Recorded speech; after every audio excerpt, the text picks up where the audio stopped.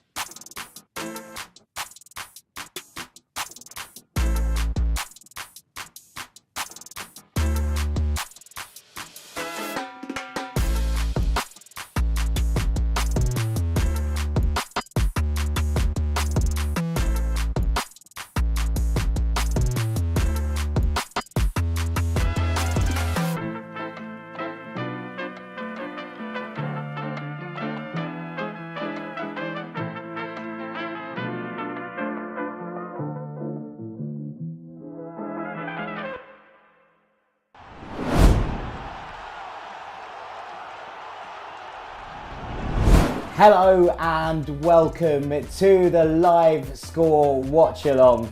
We're here for a massive night of European football, two gargantuan ties across the course of this evening, and we're here to bring you every update from across the course of tonight. I'm delighted to say that we are joined by Michael Timms and Stephen McInerney. Boys, how are you and how excited are you for what is an incredible night of football? I'll go first. I'm very well, thank you, mate. I'm really excited for these games. They're great. I always love this part of the season as well. This is when it starts to get really tense. Exactly. Arsenal haven't experienced that in a long time, so I'll keep that to you. I'll leave that to you. To Stephen. Yeah. I'm good, mate. I'm really good. How are you? You okay? Yeah, I'm good. I'm really good. All is well. I'm really looking forward to this. It's like we've waited so long, and your February rolls around, and you're starting in the new year, and it all starts to roll along quickly, and then you're back into Champions League mode, and off you go again. So, it's the best time of the year, isn't it? It really is. So. I do think so. I mean, so our audience can get to know you both a little bit better. I've got a football question I know you're both going to, well, enjoy, shall we say. I want to know the best game you've ever been to and why. And Stephen, I'm going to start with you. Quality-wise, probably City Liverpool in the 18-19, when Stones cleared it off the line, Sane scored the winner 2-1, Aguero scored. Just the intensity. I think both teams were absolutely exceptional. I've never been at a game before where it felt that both teams literally deserved to win it because they're playing at their very best. You know, not just because one team was slightly better than the other. Both were absolutely immense. Defensively, it was fantastic as well. It was really weird to see a game with so much attacking brilliance and also just appreciating the quality of the defending. And obviously, it helped City turn around and we ended up winning the league, which is it's a bit of a sweetener for me, if I'm being honest. But genuinely, that's the highest quality game of football I've ever seen. So that always sticks in my mind. And I was raw for days on my throat. I was just singing far too loud. Well, the emotion of it all. Yeah, that helps. It helps. It does. Yeah. Timsy? In terms of quality, I don't know if I've got many of them. I mean, because I watch Arsenal a lot, obviously. And you had a few. I've a few good games. To be fair, Arsenal at home, like a few of the home North London derby wins we've had over the last few years, like 3-2 and stuff, have been great, or 4-2, sorry. But in terms of like the best games I've gone to, like World Cup final, Champions League finals, Euros finals, those ones. But I can't really pick out. Champions League final was good actually. Wait, which one was best? There's loads of them. Loads of them. That's a flex in itself. No, which one was the World Cup final? To be fair, was amazing as well because I have a very soft spot for France. Hence why I kind of have a little soft spot for PSG as well. Okay. So yeah, probably that. What about yourself, Jack? Well, interesting. Also at the City, I watched Fulham pull off the Great Escape. 3-2 at City Manchester Stadium, as it was known back then. Yeah. And come from 2-0 down to win 3-2 and stay in the Premier League. That is proper football. You can talk about last 16, last 32 Champions League. It was 2007-8, I think. Or it was just before, wasn't it? Yeah. That was Stuart Pearce here, I think. Stephen Ireland scored one of the best goals I've ever seen. So the volley from outside the area. Absolutely. I was there at that game as well. What a day. Was that when he had hair? Okay. He's never had hair, I don't think. Let's go back to tonight and let's take a look at we'll start with Sporting City. Let's take a look at the team shoots for tonight. This is, well, I think as you go, the one that steps out is a little bit of John Stones playing as a fullback, you'd imagine, or whatever this kind of lineup is going to look like in this back four. We've seen a little bit of experimentation. We've seen Laporte play left back a little bit, but it does feel like John Stones might play in the fullback position as well. There's options there for City. I think it will be Stones at right back. We saw against Brentford the other day, and that struck me as Guardiola essentially planning ahead because Kyle Walker's suspended for 3 games now. Stones as well, he's probably the most comfortable in possession of the back, of the central defenders. So I think he's probably the one primed to play on the right there, and because obviously you don't want to lose Cancelo on the left. So sorry to go against the graphic on screen, but maybe I'm wrong. Maybe it is Laporte because he has played there. Well, before. It moves around, doesn't it? Yeah, it does. That's part of it. A fluid fullback situation. Yeah, absolutely. But I think it will be Stones there at right back, and he was very good against Brentford, doing the Kyle Walker thing of not necessarily bombing forward, because that's not what you'd expect from Walker even these days. More just kind of sitting in midfield, tucking in, helping Rodri or whoever was there alongside him in that game. It might be Fernandinho. But that's what I'm expecting Stones to do, just tuck in a little bit, like Cancelo. Do what Cancelo does best, go forward and just create a little bit of magic. I love him. I think he's my favourite player of City's. He's wonderful, absolutely wonderful. And wonderful because I never expected him to be this good. I'm not this kind of player. He was a bombarding, old-fashioned attacking right-back, and now he's just this absolutely mesmerically gifted complete complete attacking player. Yeah, and even defensively, that's he's what good, you can say about him. I think that's it, isn't it? And then that's what you're looking at, someone who can do everything in that kind of sense. I mean, the one that stands out for me on the other side is the return of Pedro Gonçalves, who missed the derby against Porto at the weekend, and Sporting were worse off for not having him. But back in the side And tonight. you were there? I was there. We'll talk about Sporting a little bit more later when we get to it. But that was the one that jumped out. I was like, he's back. Obviously, spent that unsuccessful bit at Wolves, went back and has set the world on fire, and seems to be the desire of everyone of the big guns now. It's rare that a Portuguese player doesn't make it at Wolves, which is a shame. But obviously he's back now. So I think with City's lineup, I just think they'll have enough to get past Sporting. But you never know. Like first leg, if they think they can just the knockouts, right? Since 2009, the Alvalade will be absolutely buzzing for that. They will love that. But at the same time, you just think this quality might well shine through. And then you look at the bench as well, and you're going, there's so many goals as well. That front six is absolutely ludicrous. Yeah. Every time I watch City, I'm like, that's really good, isn't it? really ridiculous. It's not bad. It's not bad. It's not bad. You can't ask for too much more than that. Right, let's flip to the other game tonight, which is PSG against Real Madrid at the Park. And this is what we're looking at. Kind of what we expected, I think, from both sides. The big story is indeed the return of Karim Benzema. Yes.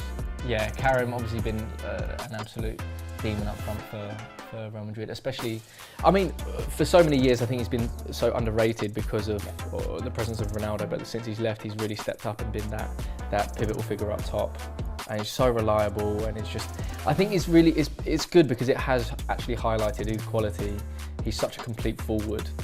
And obviously you've got a lot of danger as well on the left. I think the left-hand side is probably Real Madrid's strongest, with Mendy, who's a great fullback, Kroos controlled in there, and then Vinicius as well. So that might be, I guess, a place where they can kind of attack PSG. But then obviously PSG themselves. Well, it's going to be a battle, isn't it? You got Hakimi on that side at fullback, and then Di Maria, who will do the defensive yards in front of him. True. I was a bit worried about that side, because if it was Messi and Hakimi, you do worry about the lack of tracking. I mean, from both parties, right? Yeah. Mendy and then Vinicius and then Hakimi and Messi. You're like, okay, is anyone going to track? Yeah, it's just but Di Maria will. Di Maria will. For me, it's probably the midfield. I mean, obviously they've learned a little bit from it, but against City last year, PSG, they lost their heads entirely. They really did, and I was probably disappointed.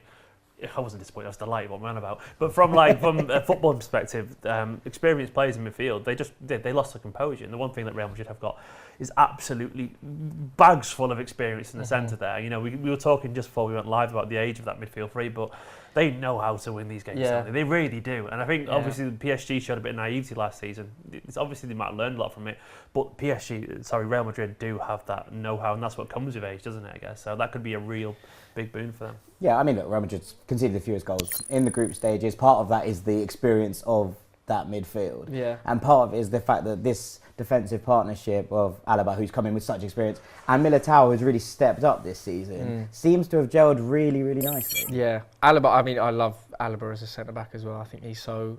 I don't know why Bayern Munich let him go. Was there a reason? I think he was just ready. I think he was He's like, I want ready. to challenge. He's done a few Like, my years, contract's innit? done. I would won like the Champions League. Onwards, please. Yeah. So I'm a big fan of him as well. But I think, as Steve said, like they've got so much experience like all throughout the pitch, and even like the newer players, you bring in 𝗟𝗃𝘃, but he himself has got at least 6, 7, 8 years of Champions League experience as well. Yeah. So I think maybe that's why Pochettino's gone with maybe Di Maria instead of risking Neymar, just because he wants a little bit more defensive stability and just maybe not get caught on the break. Because if Real Madrid, I'm guessing they're going to be quite happy to just sit back and let PSG dominate the ball, and then if Mendy gets it and then Kroos and Vinicius goes, it could be horrible. Yeah, it seems mad that we have gone about 4 topics on this game and haven't mentioned that Lionel Messi is playing up front. For PSG, I forgot but he about is playing up front for PSG. PSG. And maybe that kind of false 9 role, which obviously he did so beautifully at Barcelona all those years ago, maybe that's what suits him here, because there has been kind of flickers of this not connecting, and it has been with Angel Di Maria in there. That seem to have got better. Like, of the last couple of weeks, PSG have improved a little bit. They were a wee bit lucky at the weekend, but on the whole, Messi playing in that false 9 and dropping in a little bit has seemed to free up Mbappe and Di Maria to start to make things gel. Yeah, I think especially, I mean, him in the Champions League, he's performed so much better in the Champions League because I think he just knows it a bit better and trying maybe to adapt to the league, or maybe Pochettino trying to figure out how he's going to. if you're going to play Messi in your team, you have to create a team around him. Otherwise, there's not really much point. And I think they've struggled with that in the league. I think he's only still 2 goals in the league. It's crazy, isn't it? Which is would you He never guess? Huge amounts of minutes, I suppose, but still. But imagine even the then, stakes of that one. How many goals he's got? even then, you're talking about a guy who scored something like 96 goals in a year. Yeah. And you're going, you'll probably score 2 in the league. It just doesn't make sense. But I think maybe he's just a bit more comfortable, and the team's a bit more comfortable, especially with Di Maria as well, and obviously their chemistry. Was it Mbappe said the other day about he realises that the Messi just needs to be deep, needs to be on the ball? Was it Mbappe? Yeah. Someone said the other day, wasn't it? It's and it's right. It's working that mesh out, right, as well. Yeah. Like, you have a lot of superstar names. You have a lot of people here who are used to being the limelight guy, and you've seen Mbappe for France, you've seen Neymar for here and at Brazil, and you're looking at Lionel Messi walking and be like, oh, by the way, I've got 7 Ballon d'Ors. You're like, but it's weird to that PSG are now that team, and like they're obviously coming up against Real Madrid, who have traditionally been that team. Galacticos team full of these big, and obviously they've still got big personalities and big players. But as soon as Ronaldo's left, and I think everyone's kind of taking it upon themselves to, everyone has to put their own bit of effort in there. Whereas now it's like PSG have like 4 of the best players in the world, like all so amazing on the ball and so need so much attention going forward that I don't know how Pochettino's juggled it. I think he's done a decent job, to be fair. I think this is the thing. Like, there's been a lot of criticism, and this is the big test, right? But Pochettino ultimately is dealing with one of the most, I'd imagine, difficult to deal with, not dressing rooms in terms of personalities, although I imagine there is an element of that. But ultimately, we're just looking at trying to get them all into one place. Right, we're getting close to kickoff, so I would like your predictions for this PSG game first. Go on, mate. Stephen, I'm going to start with you. 2-2, I reckon. You're going 2-2. It's going to be a good game. It's going to be a really good game. You're going to enjoy it, Jack. Oh, I'm looking forward to it. I think you're higher scoring than what I've already, got. Man. You're higher scoring than what I've got. Did I went with 1-1. I've gone, I think 1-1. I hope Messi scores. It would be fun. Messi against Real Madrid again. I'm a bit sad that Sergio Ramos the footballing gods are there. Imagine the scenes if Sergio Ramos has scored. I'm going to join you on 1-1. I think 1-1 is where I'd go. So I was so tempted to say PSG should win it, but there's just something about them that's just not convincing yet. I don't know what it is. So I think 1-1. I think they're coming back if anything. I don't think they're taking the lead. Okay. I'm going to be so wrong. It's going to be hilarious. Well, I mean, these are 2 fixtures which are dripping in narrative. And when you're talking about narrative, sometimes you have to create something quite special. Maybe a spoken word piece or a poem. Here's one that I wrote earlier. It's back, ladies and gentlemen. Football's grandest dance as the great and good of Europe try to seize upon their chance. The lights, that music, the star upon the ball, the besten, the champions, the masters of them all. The roar begins again and the crowd become ablaze as we set out on a journey of 102 magic days. And every skipper hopes that on the 28th of May is them in St. Petersburg upon the Never Bay, who will be lifting that famous old trophy to the sky, the pinnacle of Europe, the apple of their eye. Will one of the old guard rise to reclaim the throne, or will it be a newcomer who makes the crown their own? In Paris, a fixture calls that's written in the stars. Messi versus Madrid again in what could be one last dance. Or could it be Kylian Mbappe, the man who puts the fear into the club who'll risk it all, so he's playing in white next year? And perhaps there's something storied in the captain coming home. Sergio Ramos faces the club where he felt one of their own. Hakimi, Di Maria, Keylor Navas too. Plenty of ex-Los Blancos now playing in Parisian blue. The great upstart project playing the Imperial Kings in white, so desirous of the glory that for Real burns so bright. Ambition plays tradition as 2 giants collide. The great marquee tie of this round, go on and pick a side. Whilst over in Lisbon, in the city of light, another new contender looks to win their heart's delight. The journey for the trophy that's eluded Pep's city begins again in earnest in a location oh so pretty. 2 fixtures awash with stories straining upon the start, and plenty of Europe's biggest names waiting to play their part. So fire up the lights and press play on that famous old track. Buckle up, ladies and gentlemen, the Champions League is back. Well, welcome back to us in the studio. I hope that you enjoyed that. We're just in time to start looking at Kickoff, boys. And I'll just say before, I really enjoyed that, by the way. I thought it was a lovely bit of spoken word. Thank you. I appreciate it. Thank you very much. Look, that sounded so sarcastic. No. I meant it. I take it. It's all good. We take them all. These are typical games. We're starting to see things kick off. I imagine what we're going to see across the course of the evening is, Stephen, you taking the lead on City. Yeah, we're going to be crossing eyes. We're going to be crossing. So I'm going to try and watch both, which is going to be an interesting concept. No, to be fair, I so enjoy watching Man City anyway. I love a double screen, and I love watching Man City play as well, just because it's what I hope Arsenal can get to under Mikel, which I know is fanciful, but come on, City. It's a nice thing to aim for. That's a So anyone well, we're underway in Lisbon anyway. There's a little while to go in Paris, but I don't think people realise I'm a City fan as well, by the way. So that's the content there. You know. Oh yeah. Yeah, we haven't mentioned that. So anyone watching.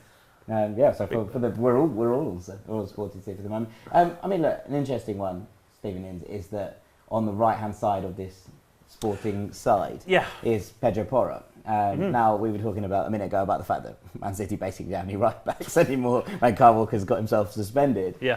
Which makes things relatively interesting to watch a City man on loan. I know the deal has been agreed to become permanent, but still, for the moment, one of yours playing against you. Apparently, Madrid want him, don't they, as well? So he's meant to be absolutely fantastic, just a bombarding, fun, goal-scoring right back, and maybe in the back of his mind as well, he's probably thinking this is sort of an audition or something. It isn't, because they all know about him, but City essentially went and signed Bernardo Silva because he was so impressive against them for Monaco. They genuinely did. That was apparently the one like, right, go and get him kind of thing. Just make sure.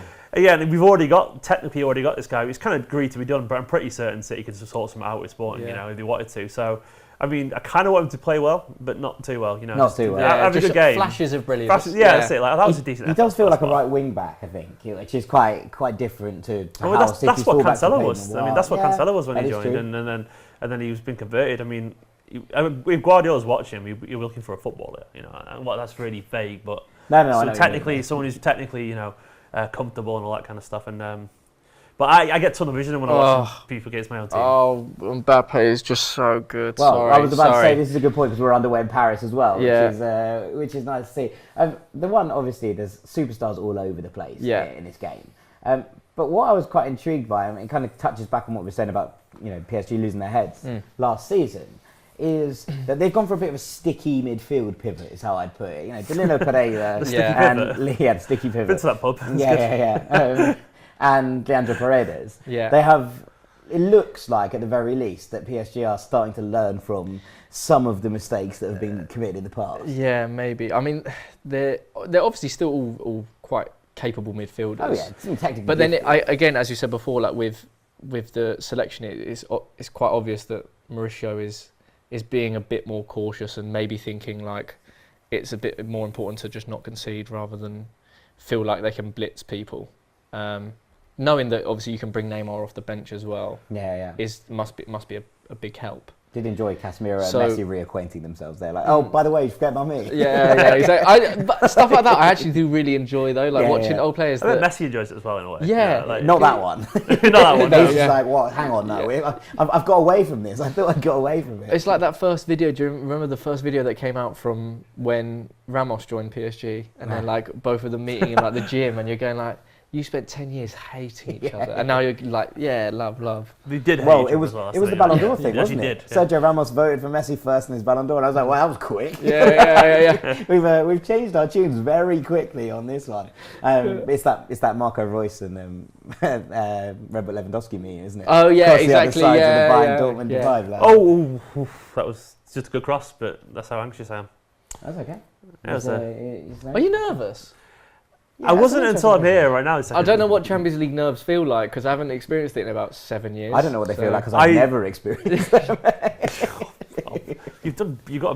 You've had some scenes in the Europa League, mate. Europa League scenes, and there's a few championship playoffs in there. But honestly, I've never heard the anthem in the flesh at Craven Cottage. You've arguably had the greatest Europa League scenes. Yeah, genuinely. Yeah, it was. Yeah. Were you there? Yes, I was. See, that makes me happy. Glory days. It was a good moment. Yeah, I went on quite a lot of that tour actually. That's Condemned era, wasn't it? Yeah. Yeah. We all had a good time. But it's one of those. But yeah, I can see what you're saying in terms of Champions League nerves. Yeah. Does it feel different? I guess these days, as a City fan, I'm pretty confident. I usually am, but Yeah. the Champions League, we haven't been great in it. Other than last season when we got to the final, I mean, we've fell at lesser hurdles, and I'm not trying to be disrespectful, but no one expected City to lose to Lyon. No, not at all. And it's happened before, and there's an element of that old kind of something could go wrong mentality in the back of my head still. I'm 36, so I'm old enough to remember when City were bad. I saw the relegations, and I remember you playing us at exactly, the yeah, exactly, yeah. MCFCO. It's a long way from we never win at home and we never win away, right? Last week, yeah. I mean, we do often now, but that still is very much part of my DNA ingrained now, in the mentality. Yeah, so occasionally in games like this, you do fear the. I wish I the had old Nicky inevitable. Weaver in net and Sean Goater off the bench, and things would be better, right? It would be better for everyone else, but definitely not for me. But as great as the goat is, I love Do you him to think bits. your favourites for this year? One of the favourites? I think we are, and probably Because obviously, did you see what Guardiola said when he said Chelsea are the best team in Europe because they won it last year? Yeah, I love it when he does that. That's He very probably Guardiola. Which believes is it, to be obviously, fair. It's probably true technically. It's true, yeah. Yeah, well, effectively the best team in the world. They just won the But- Club World Cup. If you look at obviously Premier League form, you're going they definitely aren't the best team in Europe at the moment. Yeah, I mean that's fair as well. But City are favourites, and big chance. That's a big chance. Who was it? Di Yeah. Maria. On his left as well. He should be scoring that. But Good Mbappe, from this, if I'm a fullback, I'm That's done him. sorry, kids, pooing myself because That's he a big is. chance, really is. Also, someone as experienced and as good as carvajal, and he's like, well, I'm not going to be able to deal with this. All He must Carvajal be is thinking is frightening, going, mate. this is rubbish, but in 7 months' time, Yeah. he's going to be in front of me, and Yeah. that's okay. Yeah, so exactly. that's the flip side. It's of as it. good as done. Yeah, well, no, it feels that way, doesn't it? I suppose it depends what happens tonight. But Yeah, it's true. There I'm is- guessing he's still no, because so he knows. Go on. It- Oh, lucky! It's offside. It's offside. It's offside. Go on. It's got to be Nah. offside. Ball is in the offside. net. It's got- not. Decent effort though. Decent Yeah, effort. yeah, very, very Foden good. probably should have done better actually. Foden. It's just that first City cutting them open thing. You're like, oh, it's going to go like Yeah, this, yeah. isn't it? How long is it once taking? starts to go, 6 minutes. Okay, you great. had the one little moment. We're like, oh, cross. It's a cross. That's okay. And then He's onside, I think, as well. He is. He looked like he was onside. Oh, KDB's. No, he is onside. He literally is onside. Wait, In which case, it should be VAR. it's a VAR. Is it? Is it's it a goal gonna then? be? It must be VAR. This may be. That honestly looked onside to me. No, I'm no, not no, just no, saying no. that. That is onside. I think it's definitely tight. They'll have a look at it, surely. Is it? Anything? Wait, do they have VAR? Yeah, there's VAR. That looked a lot closer No, but they than like no the pretending it because isn't. if there was VAR, surely they're visiting it now. He said hold. Oh, well then it's. Goal All right, kick, okay, here we it's a go, goal. this It's a is goal. It's a interesting. goal. There It's we a go. goal. Things just It's got a goal. interesting.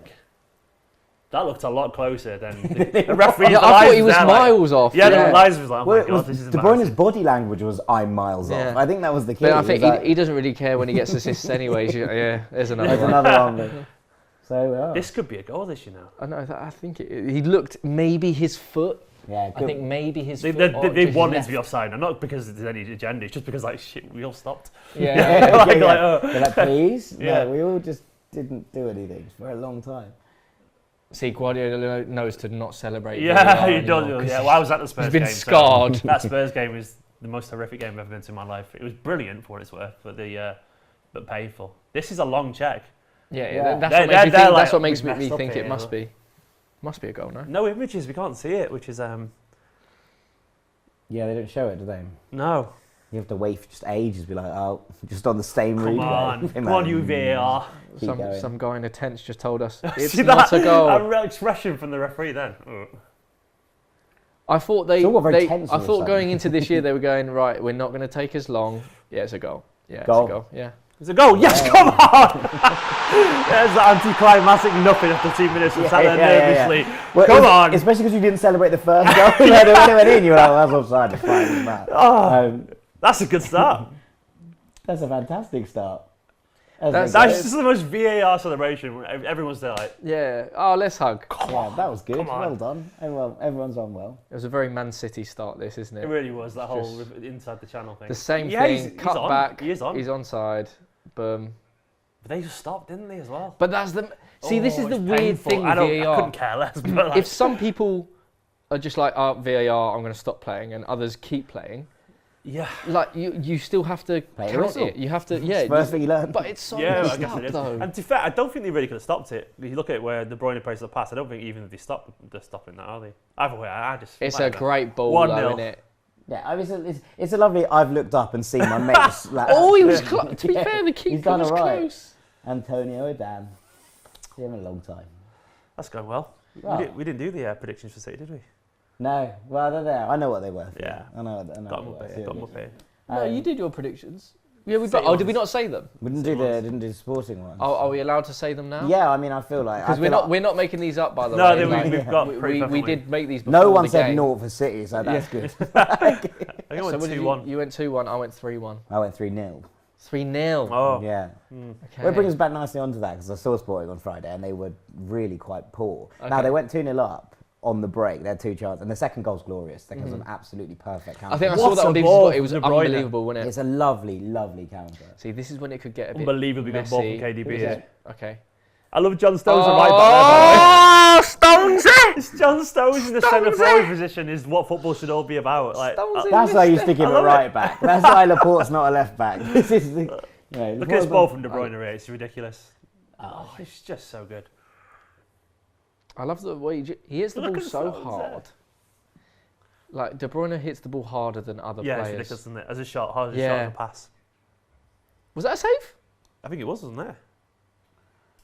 Right, before City score again, let's get these predictions locked in, shall we? Sorry. Let's get them locked in. So let's go to see Stephen. You were saying 2-1. 2-1. I think I maybe underplayed it based on the I first 10 think, minutes. well, but- based on these minutes. Yeah, Okay. Tibbsy, what did you go? 3-1. I went 3-1. Oh. Because that's the thing. You're, It could be all right. And Yeah, I've 3-1. gone 3-0. So we're... No. great graphics there. Look at I know, this. look at that. You don't get this on any other platform. That's. Come on. It's yeah. Well, I'll go 3-0, not 1-0. I promise you. It's 3-0. Right, we lost track a little bit. What's going on in Paris? This is what's going to happen. We're gonna swing Yeah, wild. it's true. We're gonna swing wildly from You one can to have one. a semi-permanent eye Yes. on this game, and myself and Jack are actually. You go for We'll keep an eye on. I got it, I got it across covered, the don't board. worry, It'll yeah. be grand. I think it's a bit scrappy at the moment, though. But I mean, look, we talked about the age group and that midfield three, right? And I think maybe this is kind of the interesting point is you have talents in here in Valverde, who is absolutely Unreal. unbelievable. And you have versatile as well. Camavinga coming through, who's one of the top talents in Europe. How do you get him in when your midfield three don't seem to age? That's the thing. It's weird. It's like they've had a like third renaissance. It's a bit odd. Like I think maybe you just. I don't know if you're comfortable. You're not going to be comfortable. Once it's knockout football though, you can't take risks No. at all. Well, Especially Valverde Real feels like a Madrid. natural Casemiro rotator, right? Yeah, And that's yeah. fine. Then Camavinga can play one of the other 2 slots. So Yeah. it does feel like they're lacking a third. And I know that sounds ridiculous considering the caliber of the 5 players Yeah. we're talking about here. But, Kroos and Modric are still unbelievable, but still not getting any younger. Yeah. And where's this third kind of spot coming in? I don't know. I think maybe. I mean, like obviously they're doing winning the league at the moment, so giving Camavinga and Valverde more time in the league. Just Sure, because but it's got tighter again because they've had a funny old little period in January, right? Yeah. And then suddenly Sevilla are 4 points behind them, breathed down their neck. and Betis, my G's. The So boys. I've got So because of I'm- Hector, I've got a soft spot for Well, Real Betis. So. I'm, Look at a that. member and associate. So there you go. We're on the same We're place. Betis fans. Betis fanboys, 10 points behind. But I think it's going to be. Sociedad. Well, I mean, to be fair, why not? And a lovely club while you're at it. A lovely So, club full of yeah, lovely very- people. I've never met anyone from there, but I'm sure they're absolutely it's adorable. very, very pleasant. Yeah, San they're Sebastian's a adorable. very nice place. So I highly recommend. Highly recommend. But yeah. But yeah, so maybe I don't know then if they I don't know. So when do you start? This is the thing. I mean, you can't obviously play. Oh God, Mbappe's in. That's the 3rd time he's got behind Carvalho. Yeah. We're 12 minutes into this game. Carvalho's class, mate. Yeah. That's a bit, but that's he just He makes his you do presence, funny things, He right? makes you make mistakes Yeah. just by being him. Can I just point out how good Kyle Walker is then, given what Mbappe's doing to Carvalho. Yeah, yeah. And Kyle Walker last season didn't go near him. Wouldn't go near him, Mbappe. I'll ask him about that on Wednesday. You beat Kyle? Well, Yeah, next Wednesday. honestly, he tried to run him once, Mbappe, and Walker was like, "No, you're not doing that, mate." And after that, he didn't go near him again. It's weird. He's the fastest human being on the planet. Kyle Walker? Yeah. Probably is. Yeah. I would love to know what he I've can do. literally never seen him get outpaced. So. By Or anyone. anyone. Yeah, No. yeah, but this is the thing. He made You Mbappe meet all look these people, mid- yeah, exactly. And Mbappe is unbelievably fast. And you're like, well, it's fine. I think Kyle Walker's more powerful. His acceleration's ridiculous. Yeah, His it's just instant power. Whereas I think Kylian's like very like leggy, a bit classier and a bit. Yeah, there's that glide. There's that glide about him. Henri isn't there? glide. Yeah. It's like Sané's that, isn't he, as well? Yes, Like Mbappe. very much so. Very much. I so. love Sané. I don't. Why did he leave, by the way? Was it just Pep didn't quite? I think he kind of, yeah, so basically Pep was telling him to do a lot of things they didn't want to do, like work and all that kind of stuff. Okay, yeah. But also, I think he's just genuinely, he's just a German lad, isn't he, as well? There's an element of he wanted to go home a little bit. I think he was getting some pressure from someone close to him, be it a girlfriend or a family member, saying, you know, go back to Germany. And there's an element of when you grow I up really in that understand environment it, and Bayern come calling, yeah. Bayern are Bayern, right? Yeah, and, it's true. And everyone kind of sometimes takes a strange kind of view out of the fact that Bayern can pick up so much world-class German talent. But you can understand it because people are like, well, I grew up in an environment where Bayern were the greatest team around me. I want to go and play for them because that's where I test my mettle. You live in Munich, all your mates are there, you're playing for the best team, you're challenging for the Champions League title every year. Every year, yeah. Yeah. You very rarely lose the league. But I love him though, mate. I think him, was it his second last season at you? Yeah. Was it second last? Or? When he won, well, it was his second season when he won Young Player of the Year, I think, wasn't it? And he was just insane. The year he won the FA Cup against Watford. Against Watford, I've followed quite a lot of that FA Cup run, you know, working on it, and remember watching him and Bernardo. It was just a joke. Players. It was like, you were like, well, there's nothing anybody can do because and they were on the wings as well. There was Bernardo. I prefer Bernardo as an 8 these days, but you know, he was a right winger. When he was a winger, you were just like, oh, he's just glorious, a glorious watch. And Sané was playing as a traditional left winger, like hugging the touchline, doing all that kind of strange stuff that you never see him do at Bayern. And you're like, right, okay, this is such an odd player, Sané, sometimes, because I'm not kidding, he could be 10 out of 10. Yeah. And then he could have a genuine stinker. Like, just like the ball would roll under his foot, like he couldn't control it. He looked amateurish. And I think Pep used to get frustrated by his lack of focus sometimes. So nice. But what a player, it's just insane. For you, at what point, like what year have you been like your best Man City team? I wouldn't be surprised if it ends up being this year. But the best team for me was probably the 18-19 season. Yeah, that was the compared to like points. in this whole 100 European points was context. incredible. The 98 points when you 14 in a row to hold off the Liverpool charge. I just missed the goal. Come on. Maybe it is going to be this year because of that man, Bernardo Silva. Yeah, he's on his way to guy. Russia. Come on, I Bernardo. wasn't sure if you were wearing the t-shirt for him or his predecessor.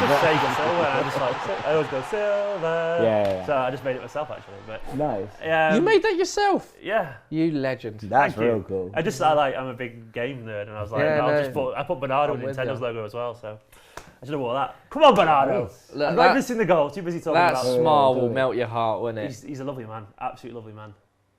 I thought Bernardo it better be a good goal, though. Oh, it's a lovely goal. Finish. It's an absolutely outrageous strike. Sit down, Bernardo. That is absolutely ridiculous. Bernardo has volleyed one left peg.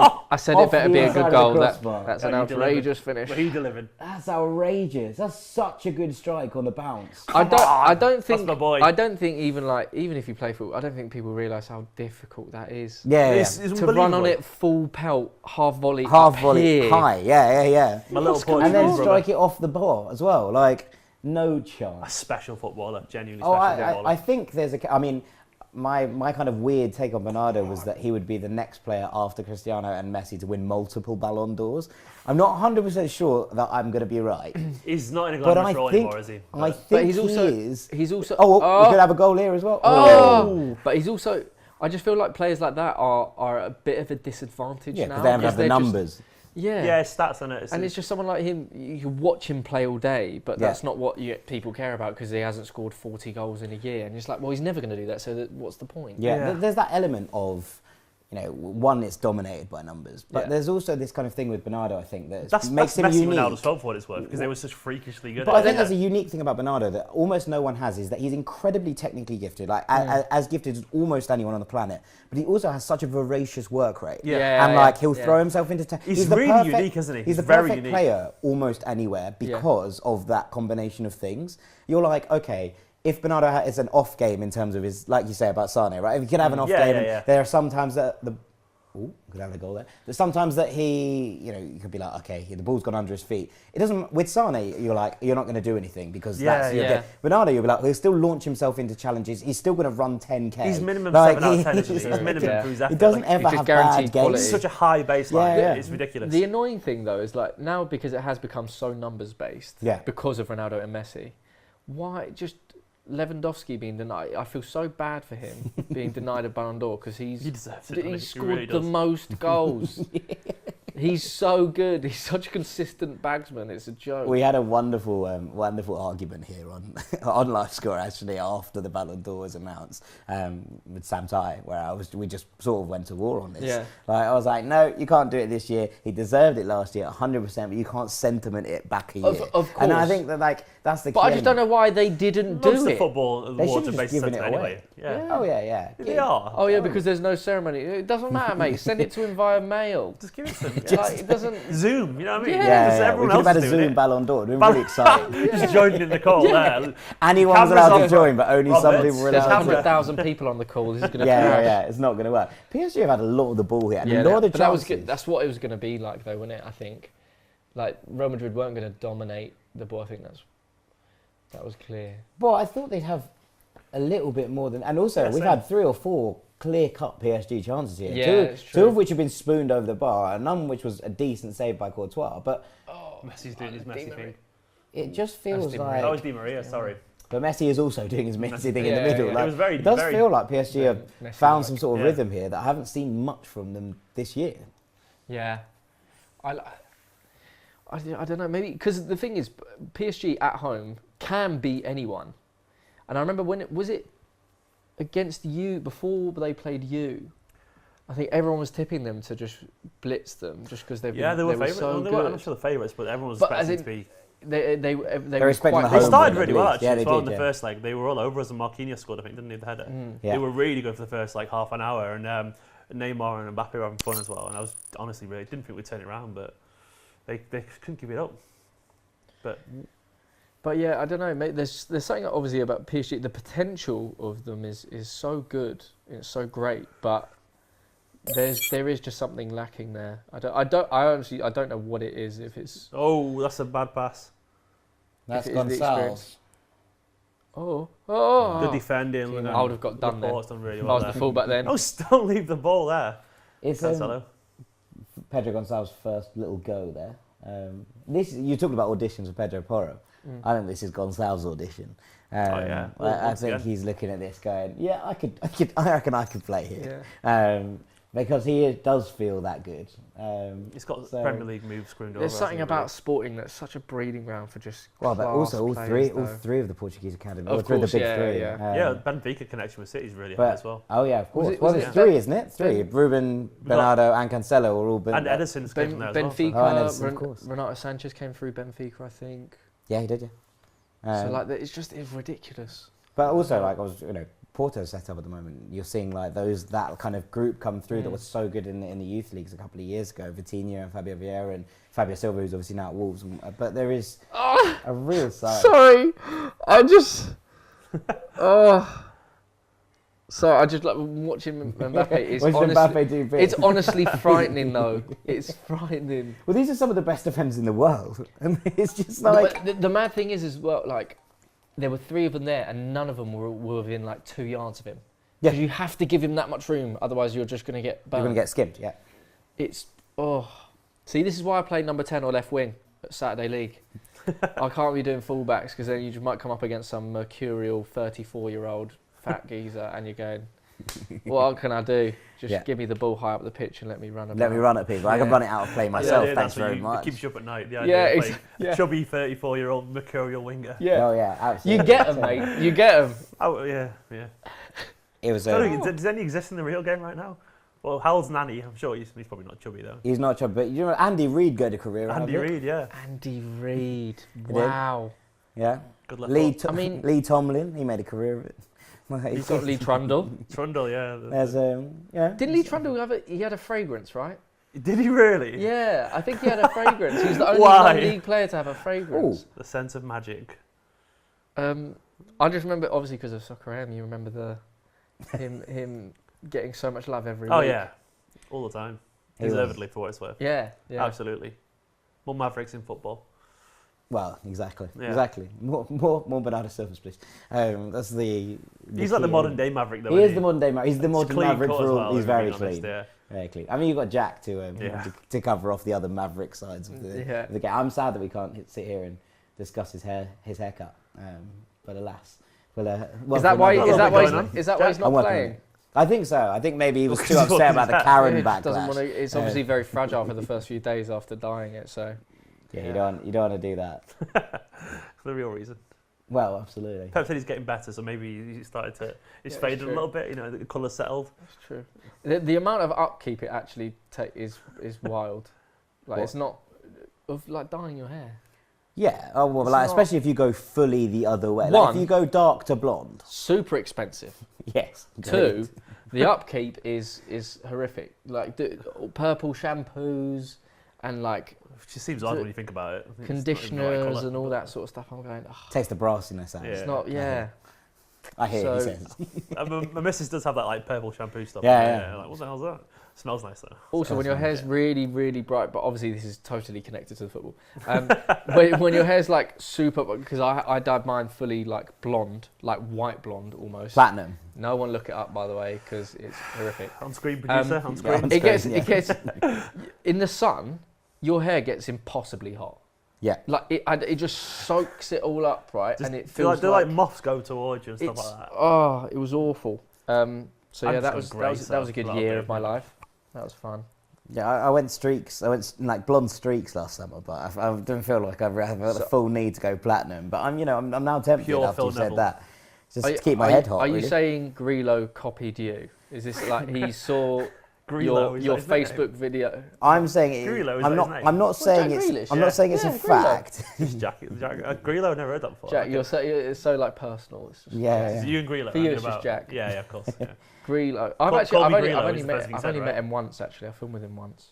He's a good lad. He seems like a nice geezer. There were He's some just lovely he's videos of him actually- last week. Signing, yeah. signing shirts. He's so normal, mate. That's the Like, thing, isn't he? Obviously, Apparently, so many players that you meet are like normal people, but he's actually normal. He's quite charismatic as well, going- apparently, isn't he? In yeah, terms of yeah, like yeah. they're likable and stuff. Like my friend works at City, and he's spoken to him a few times, and he was like, "Oh, I'm Jack. You're right. So what is it you do here then? Oh, how's your day been?" And all that kind of just dead normal, friendly conversation, but instantly kind of settles you as a person, apparently. So, Yeah, good lad. yeah. Yeah. He likes to drink, obviously. We can't deny that and stuff like that. But it doesn't mean he's a bad person. People confuse that. Like, It like wasn't- it wasn't- liking that a wasn't- party does not make you a bad person, and it drives me mad when people confuse the two things. Like, this idea is a bad egg. Like, no, he's actually quite a nice guy. Just Yeah. probably just likes having fun. Yeah. But I just wanted him to play for Ireland. That's all I wanted. Like He played for Ireland up to what, 16? 21. 21. Well, I think he wasn't 21, but I think he made a 21s that is appearance. nothing in that. Okay. Nothing in that. When he was young, because he was that good. But honestly, I was really pleased. I've got a Grealish 7 Ireland shirt. Oh really? one of Wow. the, You know it'd be priceless if you got it signed by him back in the day as well. I might ask him now.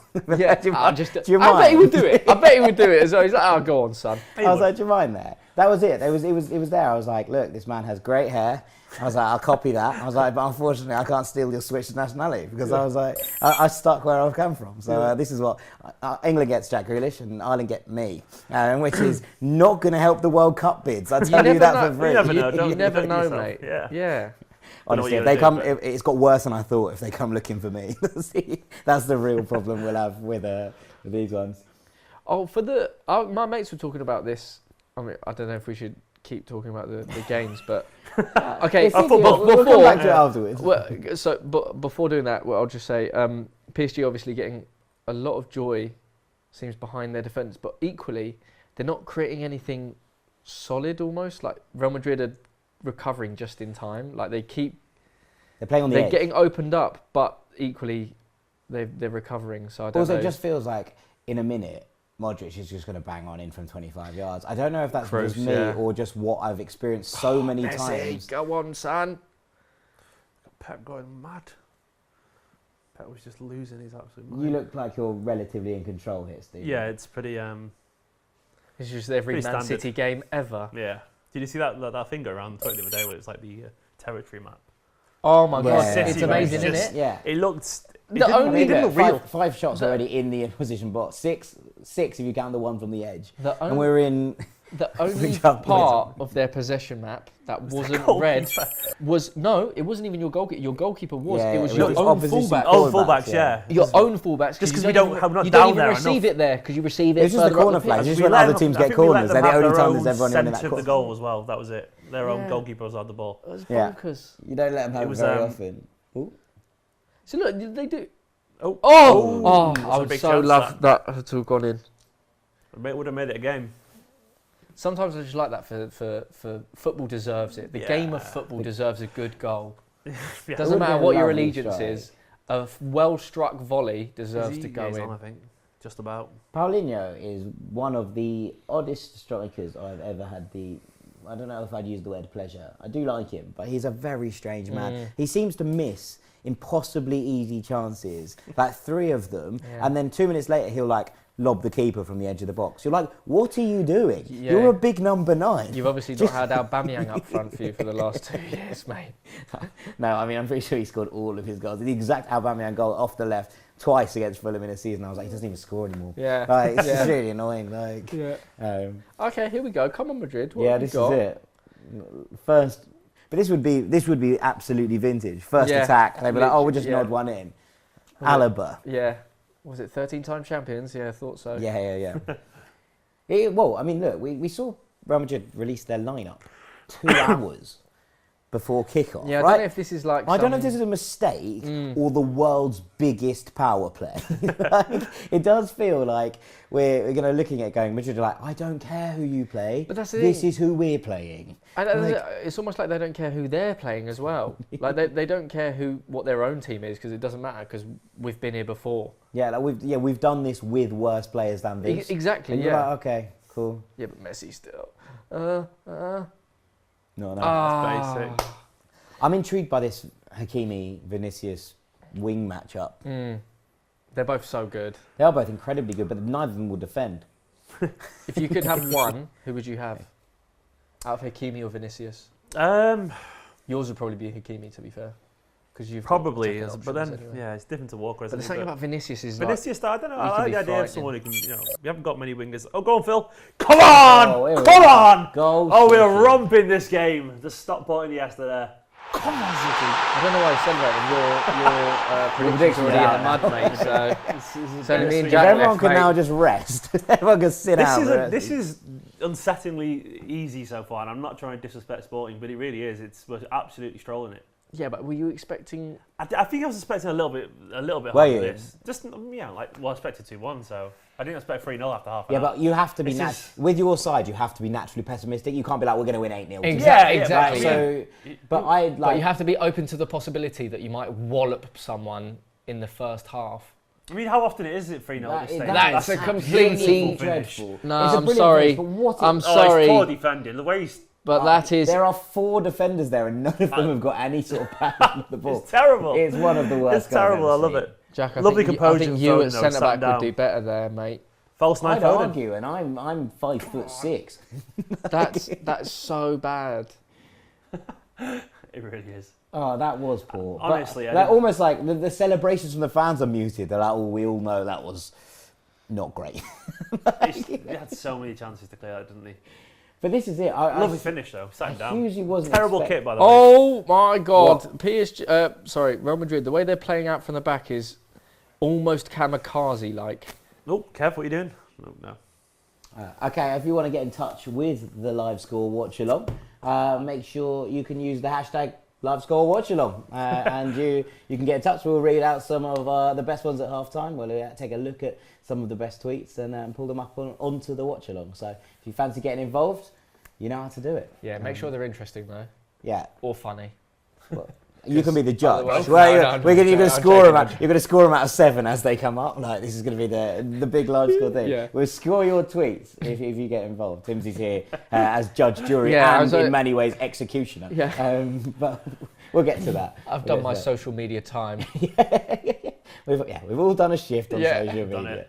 Um, Scheduling your tweets. PSG all that. off again. Ah, no, Verratti. He's got no pace. Really. Oh, He's good at Is winning he? the ball he's though. great. One more and this ties over City, isn't it? Let's be honest. 4 away goals. Oh yeah. There's no away goals. Oh, there isn't anymore. I forgot about that. But I would suggest that this tie is already over. Yeah. I don't think 120 that they're going minutes to. left. No, I don't think they're going to score 3 unanswered goals, 4 unanswered goals at any given point. No, I think you're probably right. Yeah. Look, Sporting are having it's really impressive. They're the first time in the knockout since 2009, as we said. And 𝗟𝗶𝘃𝗪𝗰𝗵 has them playing some really, really nice stuff at times. And they've been, them to win the title last year was amazing. But ultimately, they're just not quite at this level. And it kind of, I think there's not many teams at City's level. That's the other thing, right? Yeah. Like, it takes a very serious team. I know, that was ridiculous, wasn't it? Jesus. It takes a very serious team to stop City. Cancelo, man. City played Swindon recently, and obviously we took it seriously, and that Chelsea fan guy scored. What's he called? By the way, I remember watching that game, and it was Cancelo that really kind of drove home the quality difference between them. Not anyone else, Cancelo, because he was just he was toying with Swindon in the way that when you play someone really good at 5-a-side toys with you, and I was like, you can't make Swindon look like that. That's not fair. They looked like amateurs compared to him, and it was really unsettling watching a fullback do that, and I genuinely made me appreciate him in a different light because his technical ability is just absolutely insane. I mean, he's got, when a player finds another level of confidence, so the game shifts almost a little bit. Like he's found a belief in his role, which is just taking him up another level. It really has, and he's special. Yeah, and it was the Swindon game that made me realise how much his game's changed, because they're a good team, professional team. They're doing it for a living, and he just made them look like amateurs. Ridiculous. This is it. It's not like you've drawn a non-league team in the cup. Yeah, right? This is a league football club. The gap looks massive. It does, but the gap looks massive. I think a lot of the time when City play Premier League teams. Exactly. And that's the thing. Like you take out. And that's not to disrespect Swindon for what it's worth. It was just to realise just how lucky I am. I guess that's the no, absolutely. Yeah. I mean, look, and how rubbish Swindon are. Yeah. He's actually a hardcore Oxford United fan as well. Come on, you use. Is that what they're called? One of Oxford and Cambridge are the U's. I can't remember which it is. It's one of them, isn't it? Yeah, definitely. I mean, it might be both. They're both United, aren't they? Yeah. So, yeah. Apart from disrespecting Swindon, this is the Champions League. No, but it is true. Like City are so clearly one of the best. I mean, in the last few years they've had, you can easily make a case that one of the best Premier League teams ever. So of course you're going to come up against teams that you just embarrass, and there is just a horrible difference in quality. Even in the Prem, as you said, like 3, 4, 5 teams that are like lowest down in the league, they play City now, they would get absolutely walloped. This is it. Like, and it does feel like that gap between, I mean, to take it away, I think City are the best team probably in the world right now. But, you look at Liverpool and City, and then Chelsea slightly below them, but the gap between those 3 and everybody else feels massive. Now, I know that Chelsea have fallen off a little bit, but I think that's mostly injury-based. And they've had massive injuries in the centre and then massive injuries to the wing-backs. And in a Tuchel system, you just can't have that kind of thing. It doesn't work. There's not enough depth. But Liverpool and City especially feel just in a different place. Yeah. And I think that, where teams are trying to catch up, and you're talking about United and you're talking about Arsenal and Tottenham, and there's teams in this kind of bracket below, and you're like, how do you catch up? How do you start to even think about trying to keep up with they probably just hope and I don't know what the answer go, is. Really, probably. I honestly am not just trying to say this I do honestly think, I fear, I guess, is the better way to put it, when Guardiola goes, there will be a drop-off. And I do believe Guardiola is what makes us... Obviously, the money plays a big part of it. I'm not going to deny that. No, but even then... Guardiola, he is the man. Man United it's not like... we couldn't do it without the money, but then it's not the only thing. It's not like you put Tony Pulis in charge of Man City and say, you can buy whoever you want, money's no option.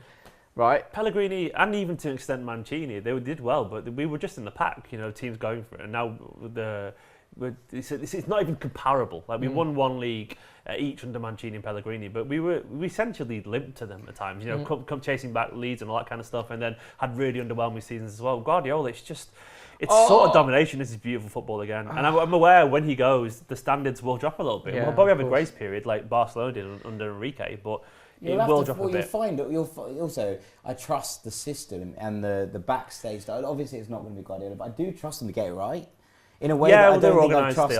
I probably trust Liverpool to get Klopp's successor right as well. I don't necessarily trust most clubs to get their successes especially to legacy managers. Yeah, for sure. Right? It's sure. a really difficult They thing. do know what they're doing, you're suffering through it, right? I know, and exactly, United have been suffering through it for even longer. Yeah. And you're like, this is what the next steps are. And there is sometimes a step down and sometimes you fall away. It does stop. But I think it kind of points out to to kind of almost double down on how good Guardiola has been. Yeah. Mancini went and won the Euros this summer and was absolutely tactically spot on, right? Pellegrini's the job he's doing at Betis 2 years in and taking them from They're great coaches. That's what I'm not calling it. Suddenly It's you are level. It's that to there, and that's, I think, if anything shows how impressive, Guardiola's been. It's that an these extra are 5 wins a world-class season with coaches, him, probably which is- top 10 in the world, Yeah. and the jump to a Guardiola is still so high. And we will jump off a little bit. We'll obviously bring someone in great, but I honestly believe he's unique. I think there's obviously great minds in football, but it's his intensity. It's absolute. The way he gets the players going. It's just. It's quite scary, to be honest. It's the way he plays, right? The Liverpool, I'm guessing would say that. Sorry, I think Liverpool would say the same about Klopp as well, in the fact that rightfully he's the best. And also you think it's kind of like a natural fit as well for them. It's like Liverpool is the sort of club that would go for Klopp, and Klopp is the sort of manager that would work there. I don't mean this in a derogatory sense, but Liverpool have always they're a very passionate fan base. And Klopp's a very emotional guy as well. Exactly. They just play into each other that's why really it well. works. It's like There's a synergy, right? Yeah. And in the same way that things work, and sometimes you just find certain managers who always tick with a particular club. It feels like we've got two here. Yeah, and that's cool. And it's because obviously Guardiola's mates hired him. They've been building for ages. Like 𝗟𝗶𝘃𝗏 and Briggenstein and stuff like that. They wanted him. He was their man, and they built the club in his image. I'm dead lucky to be watching that. But when you see the young players coming through, you can tell they spent 10, 15 years learning how to play this way. And the process will be fine for a few years after he goes, I reckon. But it depends where he goes. I mean, I'm just hoping he leaves the league, in general, because whoever gets him next, they're going to win just loads of trophies as well. Yeah, absolutely. Yeah. I mean, look, it's that kind of style of football as well. Like, that was 10 different stories for City in the Champions League. Mahrez, Walker, Cancelo, Foden, Ake, Cole Palmer, Jesus, what a guy. Sterling, Grealish, and now Bernardo Silva, right? Yeah, so the whole low striker thing last season. But that's what I mean. 10 different goal scorers, and you're suddenly like, okay, does it matter? There's no 9, and there was so much hype about. There's a bit of nervousness amongst the City fan base about when we do sign a striker, which we've already signed Alvarez, of course, and then we're linked to the big man as well, Haaland. There's a bit of nervousness how we're going to adapt to it, because we've got so used to this now that there will be, if City play next season, obviously it'll be fine because Pep will sort it. But if we play next season with a striker and he looks a little bit rusty, there'll be some people going, probably should have stuck to the false 9, because it's human nature to do that. And obviously that sounds crazy, this idea that a striker will be controversial or something, but that's what he's weaned us onto, this idea that you don't need a striker and this control, and we were talking about the territory map earlier, that's what comes with this, having no striker. But it also comes and goes as well, like it's all so cyclical anyway. There'll come a time when he just thinks, right, I need to change things up, and that's the thing for him, you'll do it. It's about continuing to evolve, right? Adapt or die, and he's so good at just adapting and being almost ahead of the game, or at least keeping pace with it when a lot of managers don't. Literally unrecognisable. But also, when Liverpool did go and win that title, there were people going, oh, is this, gegenpress and this new kind of style of football, does it make Pep redundant? Is it the end of that cycle being brilliant? And he just went, no. So I don't think you'll quite understand who I am. But I'm excited for Alvarez. I really am. He's brilliant, isn't he? Looks absolutely immense. I just wanted to come soon, though. I was filming at Bayern Munich. This was about 2 years ago. And filming for, I think it was BBC. Was it under Flick? Was it under Hansi Flick? That was, yes. Did he immediately take over after Guardiola? Yeah, I think for 1 or 2 years, right? Flick? No. That was, it must have been late. It must have been earlier than this then. Maybe that was. I think it was around end of 2019. Several years ago now, wasn't it? End of 2019. 6 years now, see. So I need to took a year out. So Guardiola left 2015. So I can't remember who that was then. Who was that? But basically, anyway, when I was there, I spoke to a few of the people who were taking us around the campus and helping us with our shoot, and I just asked a few of the people who worked in the offices there, a few people who worked as coaches and a few people who worked in administrative roles, just saying what was Bayern Munich like under Guardiola? What did he do? Good ball, go on. Anything particularly different or special? Come on! Crazy. Kai is over. Just That's what he does. done. Bernardo again. Bernardo. Come on. And He's flying. Goal scoring season. That's 10 this season. I reckon. Come on, All comps. Bernardo. I love you, Bernardo. And Never change. they just said they were like he just changed it from absolute top to bottom. They said they've never seen anything as like meticulous and revolutionary as his, like, from everything on the pitch to everything off it to habits to just everything. They said it was, top and tail. Is he on? Yeah, he's on. He's definitely on. Beautiful football. It's a really good run. It's just so simple, isn't it? It really is. He's a little bit lucky with the finish, but you know what? He deserves his luck. It's all good from Bernardo. Oh, he's very lucky. Yeah, that was going See, straight into business his here, hands. you know. Good Sterling, business. Really, really good. Wonderful Sterling. stuff. He's What found a his form lovely, again. like, jump over the top. That. I mean, I suppose the thing is, like, he's found form in again this year, and I completely agree with that. But he's never. Obviously, there are fits and starts with Raheem Sterling a little bit, but ultimately he's been unbelievable for such a length of time now. It's like almost ridiculous to ask the question: is he the greatest winger of this generation? Because it's clear He's our greatest ever winger. I'd go further to say: is he one of the greatest 5 wingers in Premier League history? And I think the answer is probably yes for me. In terms of output, 100%. Like he's only like 27 as well. This is what I mean. We could be talking about the greatest ever Premier League winger here, is what I'm kind of he could be 32, and who knows? He could have scored another 100 goals by then. Yeah. Genuinely could have scored that, and even more potentially, because he's had 2 30-goal seasons before, hasn't he? So, Sterling's fantastic, and weirdly, he doesn't always get the credit from even our own fan base at times. At all. Especially for something that he's actually so good at, which is his output. Everyone's going, but he just looks occasionally he mucks up clumsy. So many chances and stuff. And he's like, yeah, but he still scores 1 in 3 chances. But he gets the chances. He gets so many chances. Yeah, right? exactly. His movement is absolutely phenomenal, and it's such an underappreciated part of football. I mean, if it was that easy, there'd be loads of 30-goal season wingers, and there isn't, because it's his. If it was that easy, or say if he wasn't as good as he is, he wouldn't be in a Guardiola team. You think Guardiola wouldn't play him? Yeah. You think Guardiola would put up with a substandard winger? No, obviously not. And I think he's the most started outfield player under Guardiola as well in his history. I think now, something like that. Yeah, I think he is actually in Guardiola's managerial career. No guy's played more outfield than Sterling, which is insane. That could not be a higher commendation, can it, than that? Yeah, really. Exactly. Like he did have a quiet year. To be fair, he did. He was by his own standards. Even then, like, he had quiet years. That's okay. Like especially if a quiet year is like 14 goals. It's like performing for England and stuff, and you're going like. It was the Lyon game really affected him in the Champions League when he missed the sitter. It really affected his confidence. I'm actually always amazed by like how these players deal with the criticism they get. Like, it must be so demoralising to know how good you are. I struggle with Twitter trolls. Imagine actually the nation. Oh, yeah.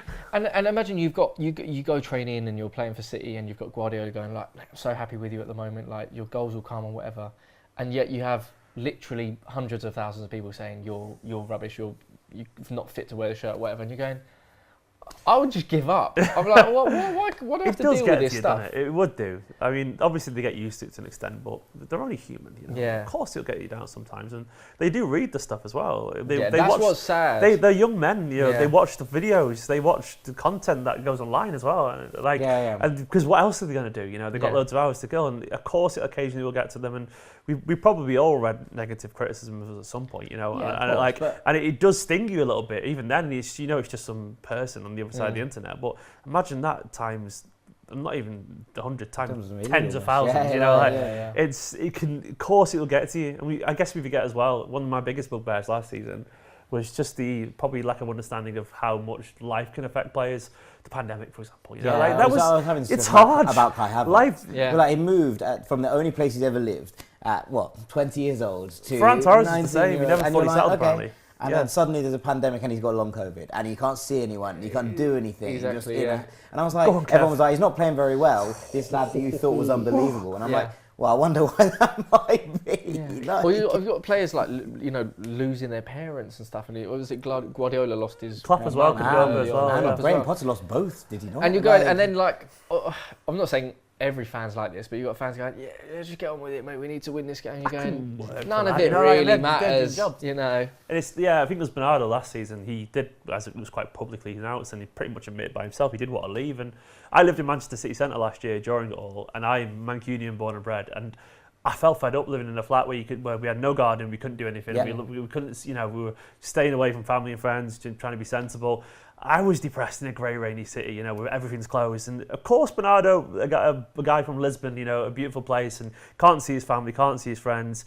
He's quite an intelligent lad, Bernardo, for what I can tell. Have you met him before? Yeah, yeah. He's a lovely, well-read, intelligent bloke. Yeah, he just felt a bit bored, and of course sometimes you want to change the scenery, but we've got the human side. But anyway, it's half time, isn't it? It is half time in both games. Well, I mean, look, I think it's fair enough. That was a good monologue. Discussion of humans. It's an important part of the game that sometimes gets forgotten. 0-0 in PSG versus Real Madrid.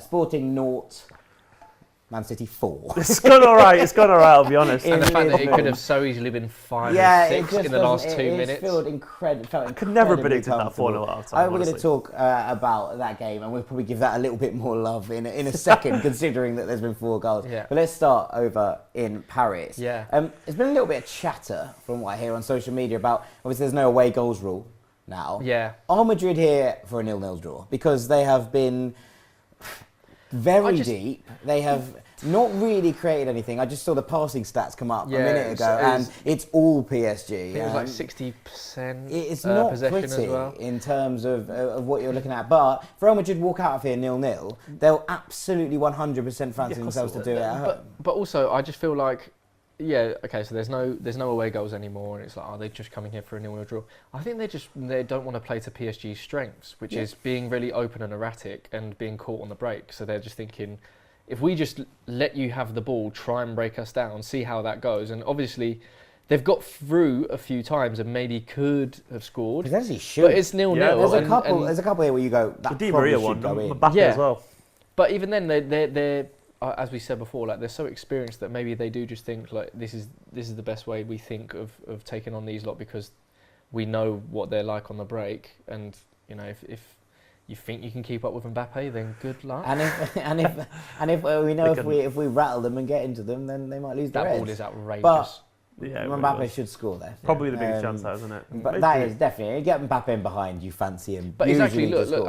I know it's a little bit of their back four is all over the shop. What is that on? line? It's horrific. But exactly, why play a high line when you could play a very deep back four?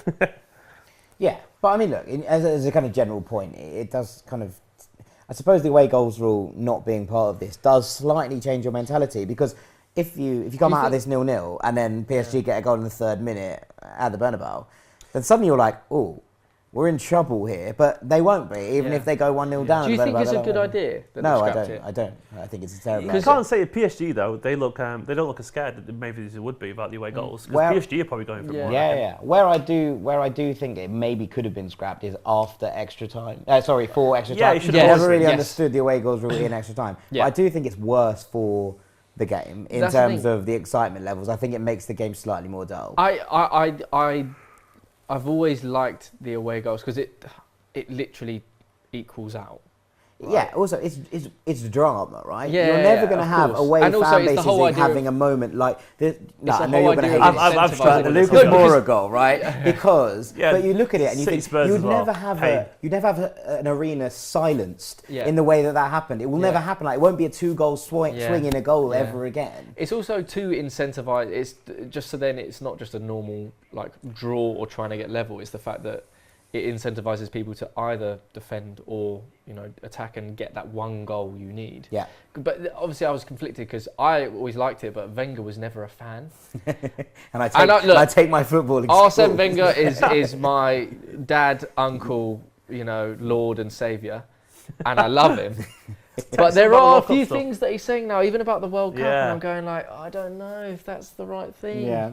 But then it's Arsene, so I can't. Yeah, you just got to let him roll. With it. I've just found out even that Man City are the first team ever to score 4 away goals in the first half of a knockout game in Champions League history. Getting better, Jack. You are getting better somehow. You just seem to continue getting better. Maybe this was your best ever side. This was a masterclass. Probably. I think it's probably the easiest way to put it. And look, I think you're right. The scariest point about this is that it was a masterclass without City looking like they got out of second gear. Yeah. They didn't look like they were trying almost, It just looked like a team who knew exactly what they were meant to be doing, and the patterns are so drilled. It's unbelievable. It's metronomic, and I think as well, there's always been an element of fear at this stage in the Champions League for City, because you have to learn how to get there, don't you? And obviously last year, I know it sounds very redundant, but if you can get to the final, you've proven you can win the tournament, you know, because once you get to the final, so City have proven they can win it now. I know that sounds really weird and people laugh at me for that, but no, I think it makes sense, because that's on the day, you know, the final's a gamble, man. Yeah, it's so 90 minutes of not a game, like it's just is what it is. Right? There's a level of confidence that comes from that, and you can see it in City now. There's absolutely zero fear, and in previous campaigns we've been scared of Spurs and we've been scared of Lyon and and Monaco. Imagine being scared of Spurs. Well, they did it to us. It's painful. It feels a wee bit like you're owed one. I was talking to a Chelsea friend of mine the other day, and I don't have money as a point of interest as a Fulham fan. But it was we were talking, and he was saying, look, we felt like twice we were denied when we were the best team in Europe, and then in 2012 we got one of them back. We weren't the best team that year, and he was like, and last year we weren't the best team in Europe, and we got another one back. He was like, now City are owed one. And I was like, okay, all right, is that how it works? At some point, just because it's purely logical, City are going to win the Champions League. Yeah. Of course they are. We've got too much money. I'm very lucky for that. We've got too much money. We can buy great players, but you're learning how to do it. If you look at City's trajectory in the Champions League, we couldn't get out of the group stages this year. Then we couldn't get past the last 16. Now it's going like that. There's a few bumps in the road, but City now are consistently, in the very latter stages of the competition. So eventually they'll win it. And I guess the thing after that is then, how many more times will they win it after that? It could be that all the nerves go and so on, and that the belief of the club absolutely rockets. But it's going to be, I'm hoping as a City fan that it could be open the floodgates a little bit and we win a couple in the Guardiola. But it could just be I'll just take the one, obviously. Yeah, you take him. Of course I do. It'd be amazing. Interesting question on that, because I mean, from an outside perspective, it did feel for, a couple of years that domestic success was massively more important to the City fan base than European success. Has that changed? And if so, was it just a gradual process, or did it just eventually just become that way? It's weird because obviously there's a really weird generational divide with City fans. Because I've once said I'm 36, so I started watching in the 90s, and where City were a totally different beast to what they are now. And I feel relatively well positioned to understand the both modern City and the old City. So for some young fans, all they crave is the Champions League. For me, growing up, I just wanted to be out United's shadow. That's all I wanted. And I didn't dream about winning the Champions League because I dreamt about just being in the Premier League at one point. So I always dreamt about 1-0 win at Old Trafford. Thanks very much. I didn't scrappy 90th minute. I think we had 4 wins in the derbies by my age of 22. And I only saw one for the first time in person, when I was 22 years old, because I missed the other 3 for various reasons. And it was a rare commodity to beat United.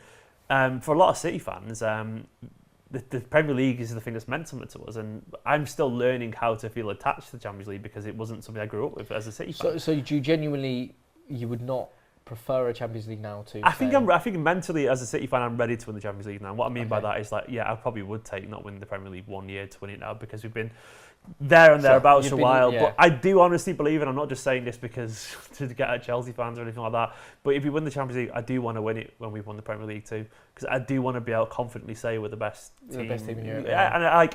And I think Liverpool had a decent shout at that because obviously they won the league the year after, and that helps as well. But Chelsea were just poor last season, and this season they're struggling a little bit as well. So I just want to know. Yeah, I can confidently say that with my chest out. Yeah. But I'll take it. I'll take it, man. I just feel lucky as a City fan to be watching. But also, you're in a cycle, right? And ultimately, we live in cycles of football, and there have been cycles where other teams have always rotated into good periods and bad periods, and that's how football has worked for my entire life. So when you're in the top of the cycle, you enjoy it and you think thanks very much. And there's going to be try and elongate it as long as you can. There's going to be kids born right now who don't know anything apart from City winning and winning and winning. Which more and more everywhere now. No, there's kids who go. But in 20 years, they might be like, do you remember when we won? That was fun. It's like Arsenal fans now. Exactly. It's like, do you remember when we were really good in the Invincibles, and now we just don't even win United anything. now. There's kids probably well into school, and they don't know United of anything other than a team that finishes 6th or something. Which is weird. It's crazy, that, isn't it? That's because all we've known is City are the winning machine. That's it. They're just better than you. Yes, that's all they know. And there's kids now where maybe the dads were He might have been a United fan, but they're choosing City. It's weird. You see kids walking around now with De Bruyne shirts on a Foden shirts, and there's always loads because I live in Manchester, but the numbers, it's risen. And it's because kids want to play with the team that wins, don't they? Well, you start seeing them in London. That's when you know. Look, I never saw a City shirt in London. That's how you know you've made it. That's how you know you made it. Yeah. Start seeing in Liverpool. Then you know, less so. Say you had a kid and they were a Man United fan. They were like, "Daddy, I'm Man Look, United I fan." literally make YouTube videos about Man City for a living, man. Like, I'm just saying. Say like, "Oh, Daddy, I've watched the Rooney documentary, and I love Man United. Can I be a Man United fan?" They're watching All or Nothing. What would you say? Honestly, of course not. Absolutely no chance. They are living vicariously through me, and that's how it should be always. Yeah. What's the point in having kids if you can't clone yourself? Surely that's the whole point. Yeah. Like, I absolutely want them to be like, they'll fulfill my failed rock star ambitions and be a footballer. That's Totally what they're going to You be. just got to teach them how to be a left Exactly, back. yeah. Left back, Left back on the bench. I saw a response to this from my uncle, QPR and Brentford, and they were fighting over whether their son was going to be QPR or Brentford. Yeah. And ultimately, he came home one day and he was like, "I want to be a Chelsea fan," and they both looked at him and went.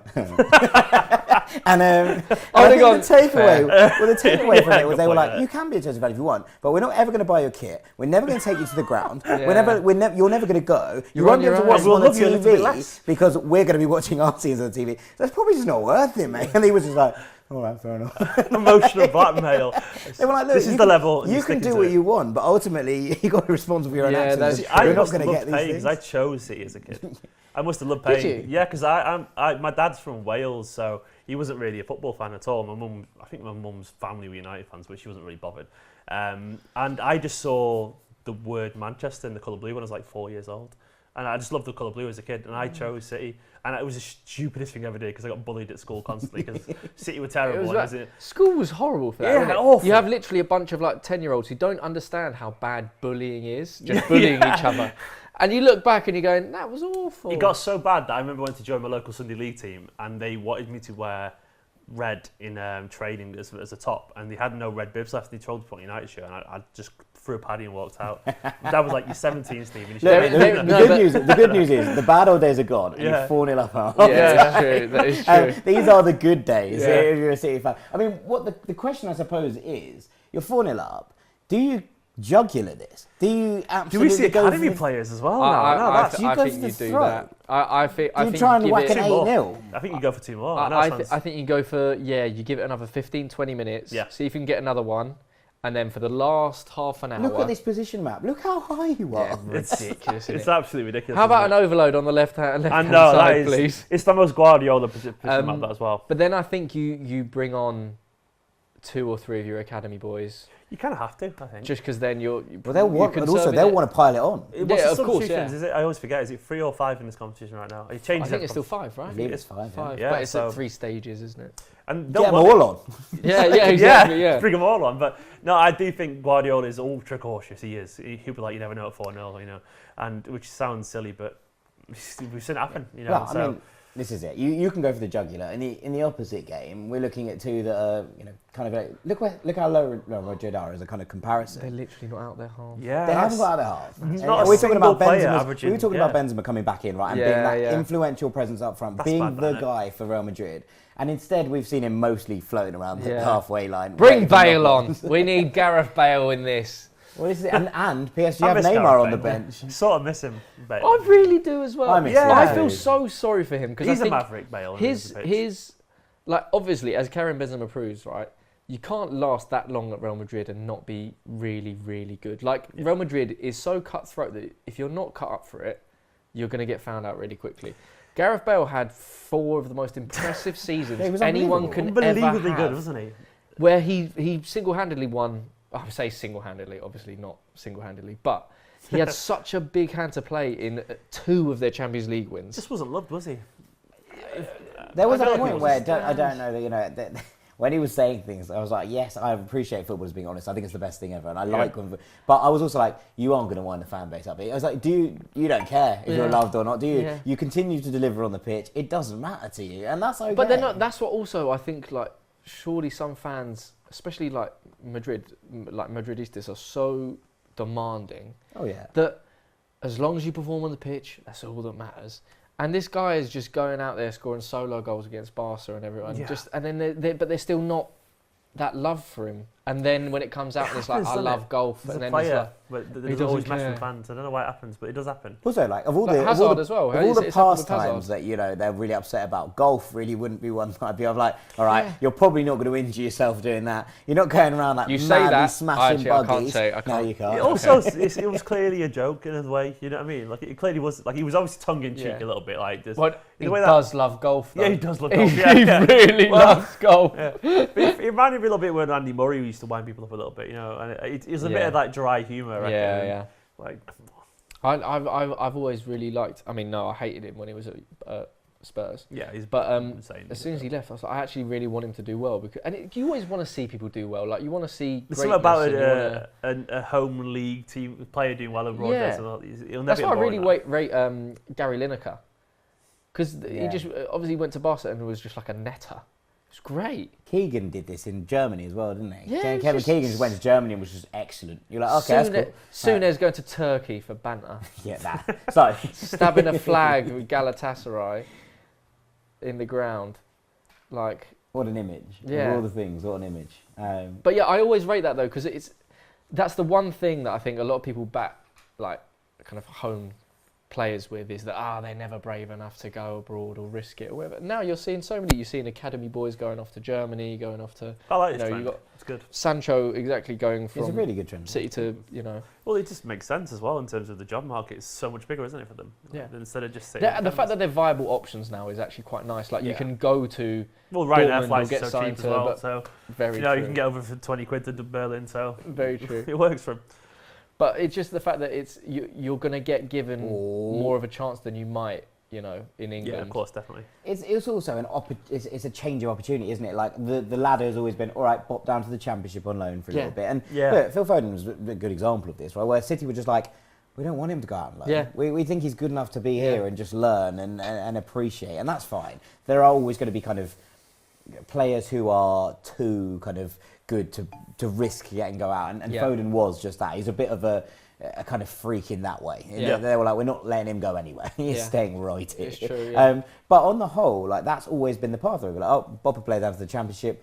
Let's see how they get on, and then bring them back. And it's worked for someone like Harvey Elliott, right, at Liverpool, who went off to Blackburn, did really well, and now is part of that first team setup. But being able to kind of shift the narrative yourself and be like, do Yeah. something that Jadon Sancho did, or Jude Bellingham, and Yeah, just be like, I'm going to exactly. Germany, and then I'm going to make myself a star. Yeah, is exactly. a really intriguing I think prospect. just It's brave, isn't it, the, as well? the lower leagues and like League One, League Two, or Championship being the only litmus test to whether you're cut out for Premier League football is crazy. Didn't So make the sense, fact did it? that you go to Germany, which is as competitive, arguably, as the Premier League, for example, but you might get It feels more weird more of a chance. that we see essentially Jadon Sancho is a bit of a trailblazer, really. Yeah. It's like Yeah. that. You wouldn't Yeah. expect that to be his legacy, but Yeah. maybe it will be in the end. Like he was the one who essentially normalised that to an extent. Yeah. Obviously, there were other players who did it, but that was a big move. It was to the leave first academy. big- It was the first Yeah, one. It was the yeah. first one Yeah. in Germany. We haven't Yeah. seen Manny go to France, which is, to be fair, close to home. But it's something that hasn't quite. Yeah. And maybe Yeah, Liga it makes is- sense, though, wouldn't it? Because you can get to London so easily as well. Well, we've seen some people sort of. Well, you've got obviously City Football Group have Troyes now, Yeah. and have that kind of link. As But, I call them Troyes. let's go to PSG. Troyes, yeah, well, Troy sounds better, It doesn't does. it? Sounds more gladiatorial. Wow. it does. Let's go to Paris for a second and Yeah. just seeing this PSG position map. It's like cities. Yeah, it's like actually wild, and isn't it? actually. It's fun. It's fun. They I have like a go. it. Look how high. I think Nuno Mendes is a really interesting one, and Yeah. Hakimi as left back and right back there are absolutely edge Yeah. of the box kind of Yeah. stuff. Yeah. And what we looked at was with PSG. I think at the start of this season we had a little bit of a kind of interesting one. Was how do you deal with Hakimi bombing onwards, and then you buy Nuno Mendes from Sporting, obviously, and you go right. Here's another incredibly forward-thinking fullback.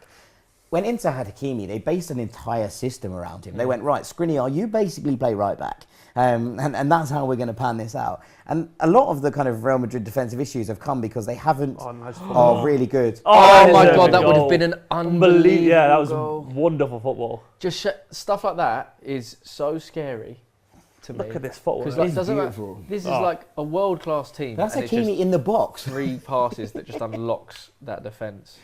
Why is Hakimi doing the layoff? he's playing Yeah. he's playing as the winger. You're like, okay, cool, right, he's in there. But I do think that PSG, like having that kind of to them, you do think maybe that's why Danilo and Paredes are in the middle. Yeah, because they're like, because they just well, don't need. We don't need a midfield. yeah, just go give it down the wings. Verratti and let him to deal with it, and the other two are just there to sticky stuff I up love Verratti, on the man. break. Verratti is so good. Such a This has nice got goal player. written all over it. It has! It does. Come Is on! that Bernardo? Bernardo Silva hat-trick! Header! Oh, things you absolutely love to see. Oh, man. Come on, man. An old Benfica player scoring a hat-trick at the @Alvalade. What? That. This was the right day to wear this, I'm going to be honest. Absolutely You must was. never take it off now. That's the rules. Our predictions were absolutely Absolutely terrible. shocking. Bernardo Silva hat-trick. 5-0 in 49 But also, this minutes. is, to use a word that's been incredibly overused, unprecedented. Yeah, exactly. I love him. Literally never been seen before. Yeah. Ever. This is Look, he doesn't even believe it either. Look at his little face. Look at his little face. Oh, is he off? Oh, he might be Yeah, off. he's off. Oh, no. Don't do it to him. It's Don't all do it right. to Bernardo. You'll just have to settle with 4-0, Four goals, mate. yeah. It's fine. I think it looks I like think he his might be body's off, yeah. Who's booked in the other game? I never know where it's done, by body or armpit or foot or... I always think it should be feet. I think I think it's foot as well. It should be feet. Unless 'Cause you you can't score be with with your the, feet on. No, Like, but that was fault. unless you score with the part of your body... I've never even agreed with that. I think it just should be feet. That's my personal opinion. But I know a lot of people don't agree with that. Yeah. I think it just makes it easier because I quite like the I also idea think of as it soon as being it there. comes to... It's just you only wear what you only are where your feet are. That's it, and it's simple as that. Like, 'cause you lean forward, but he's offside, isn't he? Are they giving it? Nah, it's having, It's they're offside. having it. Look, I think Gossip this is for him. offside. It's right. He'll just get another one. Can we have some goals transferred over to... Nah. Oh, lucky Bernardo. Sorry, I'll get another one soon. He's not bothered. He's happy though. Oh, there we Guardiola, go. Guardiola is boved, mate. Oh, go on. No. Oh! I love football, man. It's good, isn't it? Football's It's great. sport. It's a little bit hectic over here. Is it? Look at their PSG's press. Their press is wild. Go on. Oh. Give it Messi, do something mad. Goal disallowed. Just trying to think who I'd want Actually. to play out of these two. Have you ever been Parc des Princes for a match? Yeah, I went for the 2-2-all back in 2015 or something like that. Good atmosphere in it. I was Yeah, going to ask we were this, sat in the, right? PSG PSG end. fans get a bit of a... Oh, And yeah, I that's sat with my City, no mucking about and we there, just mate. sat there quietly because Yeah. it was fun. They were all having a laugh. A couple of laughing was when we was level, and then as soon as City scored, Yeah, terrified, yeah. absolutely terrified. I was actually the only time I've ever gone in the home end as an away Arsenal fan was at Old Trafford when we drew 1-1 when Aubameyang scored that offside goal that was actually given. And in the I pre-VAR era. Obviously, I'm not an idiot, so I wasn't like no, it was VAR. No, just gave it, just left it. And no, they ruled it off as offside, but then VAR actually counted it. okay, So right, yeah. and then so it was 2 years ago, I think, and me and my mate just there, everything in us was, we hate United so much, we really want to celebrate, and then we just couldn't because we were just surrounded by so many United fans, and we survived the whole game apart from the last 4 or 5 minutes. United were just peppering us, and we're just like last-ditch defending, and obviously when they're getting towards our goal, all of the United fans are going like, standing up, sitting back down, and we're just sat there like, this is so rubbish. And then these 2 United fans behind us, like proper old-time geezers, yeah, they're going, you 2 Arsenal fans, aren't you? And you're going, no, just look forward. It was actually like quite scary. You're just like, no. The key element is just be like, no, just say someone else. No, yeah. You're just like, oh no. Fans, yeah. Ooh. Or I not support- speak English. I support Crystal Palace. Yeah. You're hardly going to get done for that. No, mate, Crystal Palace. Go on, Stonesy. Fulham's quite a good one for that, actually. John Stones. Yeah, Fulham. Fulham are Oh, decent. he fell over. Right. Or I support Salford City or something. Salford City. It's an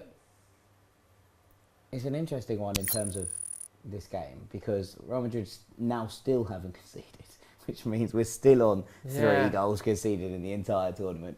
Do you reckon? At what point do you just start to believe that you don't concede? Like Courtois has been absolutely ridiculous this season. he's anything good, that's man. got through, Courtois has dealt with. It's felt like that pretty much through the La Liga season and then through the Champions League. It's taken quite a lot to to actually push, anything wrong with Real Madrid. Yeah. Do you reckon they're just like, it's probably going to be fine?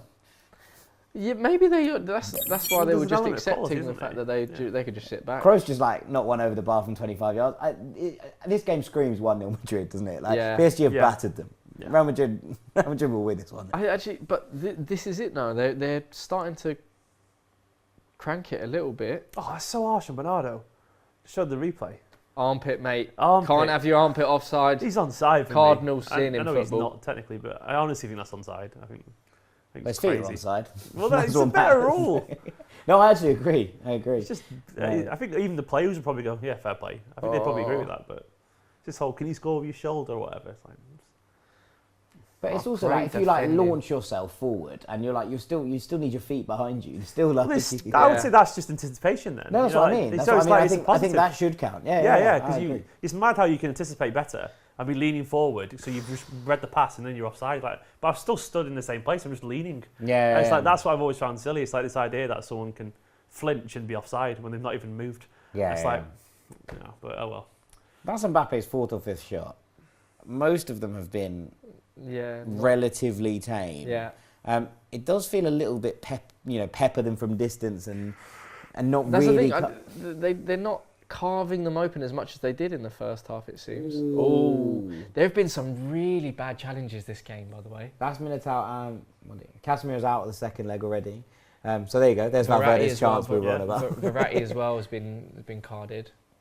Yeah, Verratti's been carded. Monti's out of the second leg as well. That's Marcelo in. Yeah. That's an awful challenge. Oh. I don't think there's much force in it, so I think he's got away with it, but it's not nice. Yeah, no. I love Danilo Pereira. I remember when he was at Porto, he used to call him the octopus. Yeah. Because he always seems to stretch out one of his limbs and get there. You're like, Danilo's left a leg sort of halfway up the pitch and won the ball. You know what's amazing is that it's never ever anywhere else in the pitch other than DM has a nickname. So Axel Witsel, octopus as well. Axel Witsel for Borussia Dortmund's called the 𝗟𝗶𝘃𝗏, which is the little boat. So it's like you go down the river. It's like a little rowing boat, and you just slowly just trot from left to right and just going, and it's like really steady eddy. That's it. It's a nice one. So twee. I like it. Yeah, I like it. I like nicknames in general. Or really tricky wingers. Tricky wingers get nicknames, don't they? Doesn't Angel Maria have isn't he called Noodle? Noodle. Is he called Noodle? Yeah, he's called Noodle. Sure, that's just how he looks, though, as opposed to... Oh, to be fair, he's you have like Dybala's called the Hoyle, the Jewel. Yeah. Bernardo, Bubblegum. Isco. Who? Bernardo was called Bubblegum. Bubblegum? Because the ball stuck to his feet. That's such a good Bernardo nickname. Yeah. I came with that. I love that. No, that's what the Monaco players Bubblegum Bernardo. That is sick. Yeah, let's find out what that is in Portuguese. Isco's called the Magician. What's that? Off the top of your head, Bubblegum in... Look, here's Neymar. Here's Neymar with his blonde lid. We've talked about Jack Grealish's blonde lid. Come on, Nate. We've talked about Timsy's blonde lid. Yeah. Oh, no. That was the worst time. What are you doing? Nah, guys, come on, lads. To be fair, the caption is drop a comment if you think I should sort it out. That's true, and after that I did. I saw it. Oh, yeah. That was the worst one. Oh, you lot. I see. I'm gonna get. Yeah, no, I know. You're gonna get that one. Obviously, up with I me, don't Bright care. Ginger. Obviously, I don't care because I've rocked that haircut for about 6 months, so I obviously have no self-respect. So. Look, mate, it's a time and a place. Hey, You've got to do it. When you look back at it in 20 years, you'll be like, that was fun. You're a young man. Mate. I was going through some stuff. That was, everything's sold by a haircut, isn't it? You know what I'm saying? Just say people deal with things in different ways, You dye your hair blonde. Yeah. There's nothing wrong with that, I mean, it's less permanent than getting a tattoo. Yeah. I always thought I wanted one, but I'm too much of a wuss to maybe commit and... Go on, Raheem. Yeah. What a goal! My God, that was absolutely ridiculous. I'm getting Raheem on my... Oh, that is genuinely stupid. Raheem, man, what are you doing? You could tell that was going in as soon as he did it. Genuinely, you could tell. That is a special goal. I love Raheem, man. He's so good. Raz, look at that. He's so good. He knows it's good as well. He knows it. He's so happy as well. Like, I've done one here, lads. I've got one. Yeah, you guys haven't seen it yet, have you? Oh, honestly, it's ridiculous. It's like pure yaya with the whip on it. Look, his heat There we map go. across the Yes, season has my been G. unbelievable. He's just continually popping up in these advanced areas, and he's getting the apples for it. But It's this, just the whole whip in the See top ya. corner. Boom. that is unbelievable. It's just a My man, stunning Raheem. curl on it as well. Oh my God. That is a beauty. Perfect goal. Perfect. What Come a on. man. He looks even better as well in that slow They motion. can't roll Proper that one whip. out, so that one's going to count, I'm afraid. Look Here at comes McAtee in the Mbappe. background, loving it as well. Oh, we got penalty. penalty. We got penalty. Oh, penalties! It's all kicking off. Football's doing a football, isn't it? Something's happening. Oh, it's 𝗟𝗃 as well. He Mbappe? was the Oh, one he's- who was getting targeted all game. Oh, it's a clip. Oh, yeah, That's- Absolutely What's he clip. doing? Why? It's so stupid. What are you doing? Oh, it's so amateurish from such an experienced player as well. What are you doing? To be fair, Mbappe's had him on toast all night. You really I are. know, That's but the you more of a think, reason like- not to do it. Like he's just Yeah. jumped in because he's frustrated. They're That's an obvious penalty. Right, who takes it though? yeah, well, this is what I was Oh, going to Messi, ask. sure. Messi Mbappe does. or Messi? It's Messi, isn't it? It's got to be Messi. Messi. Here's a moment. Courtois so okay. good though. He is very He's so good. big in the goal. His head Also, touches the I he's don't gonna like miss. watching He's gonna Messi miss. take I think he's penalties. done a mission. I think he might miss too. I don't like that. Nah, angle on Messi. I believe my G. Come on. Come on, Lionel. It's It's literally his the tie best. up. This is one of those moments where you wish you could hear the audio. Yeah. I bet the whistling is intense. No, it won't be. It's at PSG. Okay. City bringing on Gundogan as Oh, he he He has missed! You did know. Oh! You just knew. It was That's obvious. actually Isn't it mad, weird how isn't you it? know that the Mate. greatest player of all time is going to miss a penalty? Second greatest player of all time, by the way. Not for So- me. Yes. Not for me. No, Not for I me, know. Clive. Also me, I love There's it. stuff he's not I watching, love eh? it. Yeah. That is bad. But exactly, it's true though. Like, there's something about him and penalties though. It's really weird. This is why he was meant for City as well. This is what I don't understand. Yeah. Oh, no. my God! No way. Unbelievable. Oh, Yeah, drama. great yellow card. Danilo's done the Great Danilo yellow thing. I can't card. believe he's missed that, you know. I can't believe he's missed it. You know what? You can. You I said can, it. but I called it, but it's just, it's almost not right. There's something about a truly cynical yellow card that is just like you go. City brought Fair on Gundogan play. and Zinchenko. Well, Oh, well, That's nice. actually a good challenge. No, it's not. He's got all of his shit. so that's a bad penalty, that, by the way. We've seen it again Yeah. now. It's a bad But penalty. this is the thing, right? With Messi, give him a ball 30 yards out Yeah, and it's he'll fine, whip top it top corner, yeah. bins. It doesn't make any sense. Give that Mbappe after the game he's had as well, I think, for me.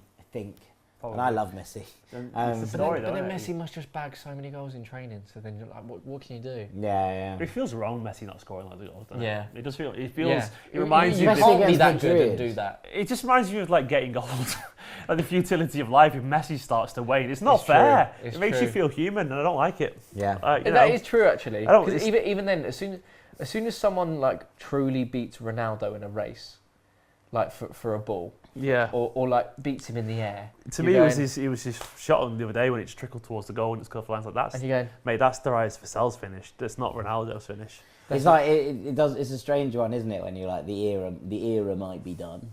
Like we might be on. I remember thinking. oh, this guy's I still know. so outrageously good. Oh, what tackle! What a tackle, I think Casemiro. It's a little dink one over now. Yeah, it was. Me telling Hakimi how to play football, Still but yeah. good. Also, we never got back to like when you. Was said, it a penalty? Oh. No, wait, but I oh, say, I was like, what the hell? Like, did they just transfer? Oh no, it's because the foam Yeah, around yeah. the ball. You can't do that, ref. You're Yeah. too busy looking the other game. Good The ball. ball. That's a Cross good that. ball. Handball. Handball, yeah, it's Yeah. handball. It was accidental, but Oh, it's still a handball. what is going on? pinball in the City box. Clearly They must be really worried. good defending.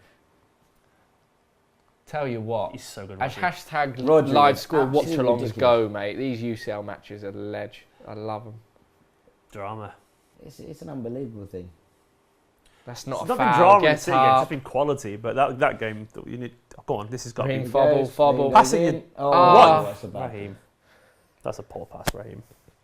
We've all been defending him. He's such an underrated. Raheem, that's so bad from you. How dare you I only love score him, but one he goal? can do that every now and then. Of Where course, he's just a of sloppy course. pass. It's just it's part of his game. But then he scores a wonder goal, so it's fine. Yeah, he's like if you're going to give up that one, you take the I'll you let take him the off. you take the worldie. He's a beautiful man. You take the worldie. And also a lovely, lovely guy. He's really nice. Oh, My mum's used to work in the traffic centre of River Island, and she served him once, and he was dead sweet. It goes And back she was to- like, you know, she was like, "Are you a footballer?" Because everyone's flying around. He goes, "Yeah, I play for City." She goes, "Oh, my son makes videos about City," and it was and she was chatting away to his son and stuff like that. Oh, his little child, dead friendly. She dressed him. She got him some shirts and stuff like that. Okay. Dead nice guy. I'm trying to work out what just happened. Well, I think Messi just took a bizarre sort of extra touch. What a chance. And it all went a bit No, strange. it's 𝗿𝗃𝗃. Oh, he was on the So- deck and he basically kicked it onwards, but So- I think he got clipped. Yeah. But is it a penalty? That's what I was thinking, because so basically 𝗿𝗃𝗃 was on the floor and like somehow keeping the ball, and then right at the end he just got to it. So look, he was somehow. You got this. He's Oh, got no. There's nothing in that. nothing. That's okay. Oh! He's not going to give it though. No, you can't give it either. Like it would be. It's almost like a bit like it was that split second, wasn't it? It's almost like he didn't. I don't think it's too much you can do. I No. don't think in this situation you give that. He's on the floor as well. He's not going to do anything with the ball, is he? Bernardo's just back making challenges. Of course he is. It's look, his heat map is just always so love it. orange. I love it. You watch it and you're like, oh, he's just Look at it. everywhere. Although that also shows how wide he's been, which is not really that kind of drift across. That must be intentional. Is there a Yeah, question now that, for me, I think probably the best Portuguese player in the world. I would argue there is an a lot of argument good to be shouts made these that days, Bernardo isn't Silva might be the best player in the world. But No, because it's Mo Salah. Is it, I think it is on Mo Salah form at the it moment. is, yeah, on form it is. Yeah. But he's the best Portuguese. midfielder in the world anyway. Yeah, that's the thing. Could you He name is the best midfielder in the world. Best Well, Cancelo's got a Cancelo shout, you as know. well. It's- But I think you would say Bernardo over Cancelo. As much as I love Cancelo, I think you'd probably have to go with. I don't think you Bernardo. can say about Jota yet. Jota's playing really well, but I don't think you can say Jota's that. a bagsman as well. I know, but He- I honestly he's don't think you can so say that yet. goals. I'm not just. Not ready for it. You know what? I feel so bad for 𝗟𝗃𝗃 because Yeah. he's so good. Should have played in City. I've met him. Number He's one. a lovely, lovely. He would have been friend. pure Pep, wouldn't he? Would Yeah. you room for him? We were linked to him when he went to Atletico. You could have played in false nine. Yeah, he would have been that. He's just he's just Mate, pure Pep. he's so good. I love him. He's so good, but he was never. I really did think when he went to. I chatted to him just as he joined Athletic, and I really did think he was going to be the Griezmann kind of natural replacement, that he'd be able to play that Wonderful exact footballer. floating role. But I think we forget Like a sometimes. Kaka type.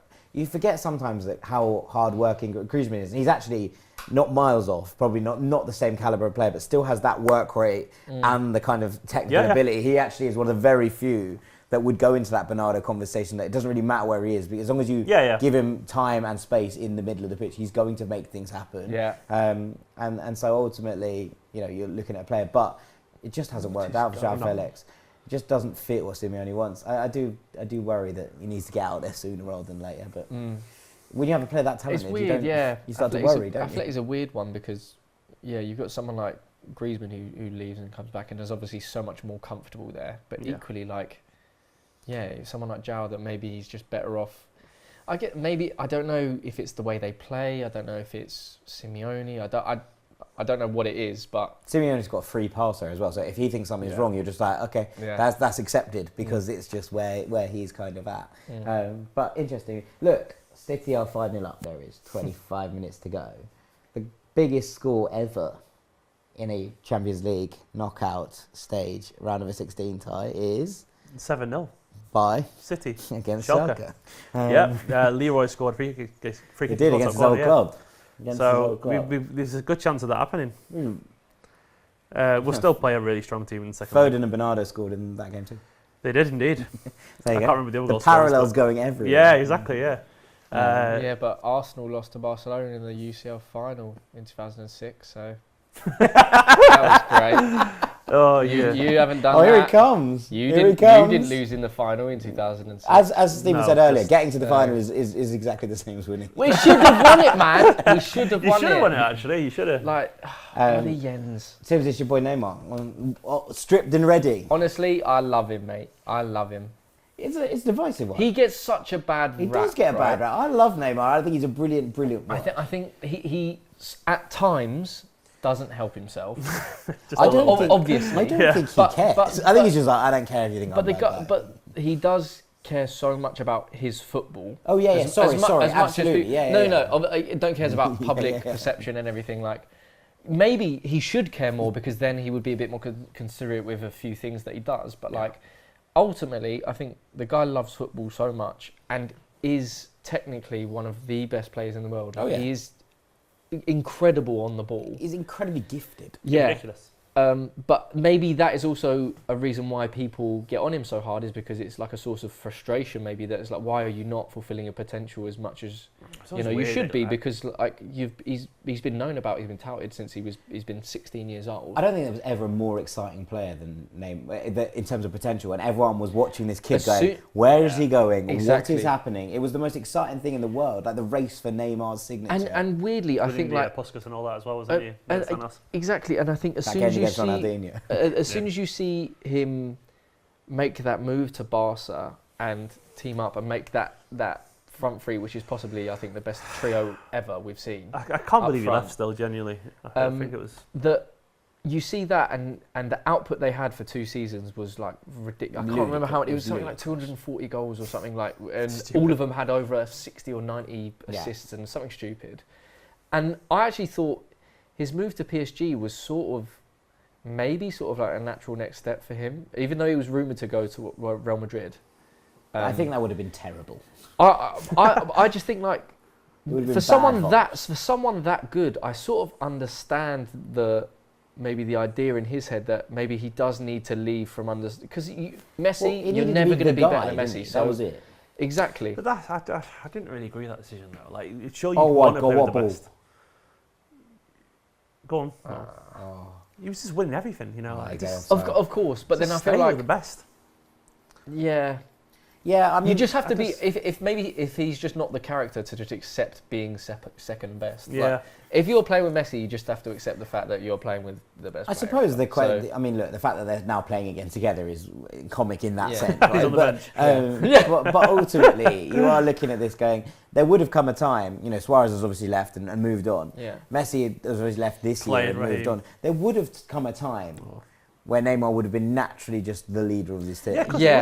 He just didn't want to wait for it. And that's fine. You don't necessarily have to. Yeah. You don't have to agree or disagree with it. It just is one of those things where you think, okay, maybe naturally that time coming for you at a place where you were so loved would have been the kind of natural kind of progression and would have taken you to where you wanted to be. But I did love the fact that, you know, if you are going to make Neymar your number one star, you're going to have to build a team around him. Like, of course he can just win a game by himself, but he doesn't do it as much as Messi did it for Barca. Come on, let's see who does it now, eh?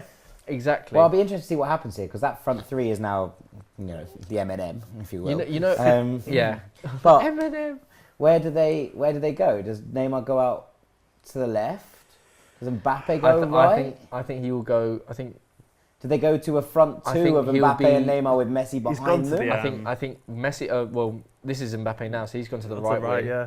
But I also think you'll see Mbappe up top and maybe Messi drop right, pick it up and then cut in from the left. But there's something about. There's a lot can be said for players, like when they get on the ball, you just get excited. Yeah. And like that almost. There's an aura, isn't it? Yeah, indescribable feeling you get of like, why am I excited to see it? The same with Ronaldinho. Like whenever he got the ball, he was like, I think the first player in my life anyway, watching him growing up, that actually just made me excited to just watch him play. Yeah. Even though I had no affiliation to him, but it was just something about. Oh my god! But it's just. But even that itself, you're going like, you just get He's up also off your feet. He's free kick in Messi range. That would be an apology. Yeah, this is for easy. That would be an apology. For him, yeah. Genuinely easy in the penalty for him. Well, that's not a foul. Neymar, I love you, mate, but that ain't a foul. It's a little bit of a lunge, is the only thing. He's got the ball, hasn't he? He's on the ball. I like how anyone else stands over this like they're going to take it. Yeah. It always makes me laugh. You're like, obviously you're not going to take this. Okay, who would you rather, 30 yards out, okay, no, we'll say 25 yards out, taking a free kick for you, Lionel Messi or James Ward-Prowse? It's Messi. Messi. I think it's... JWP, Simply because we watched mate. him.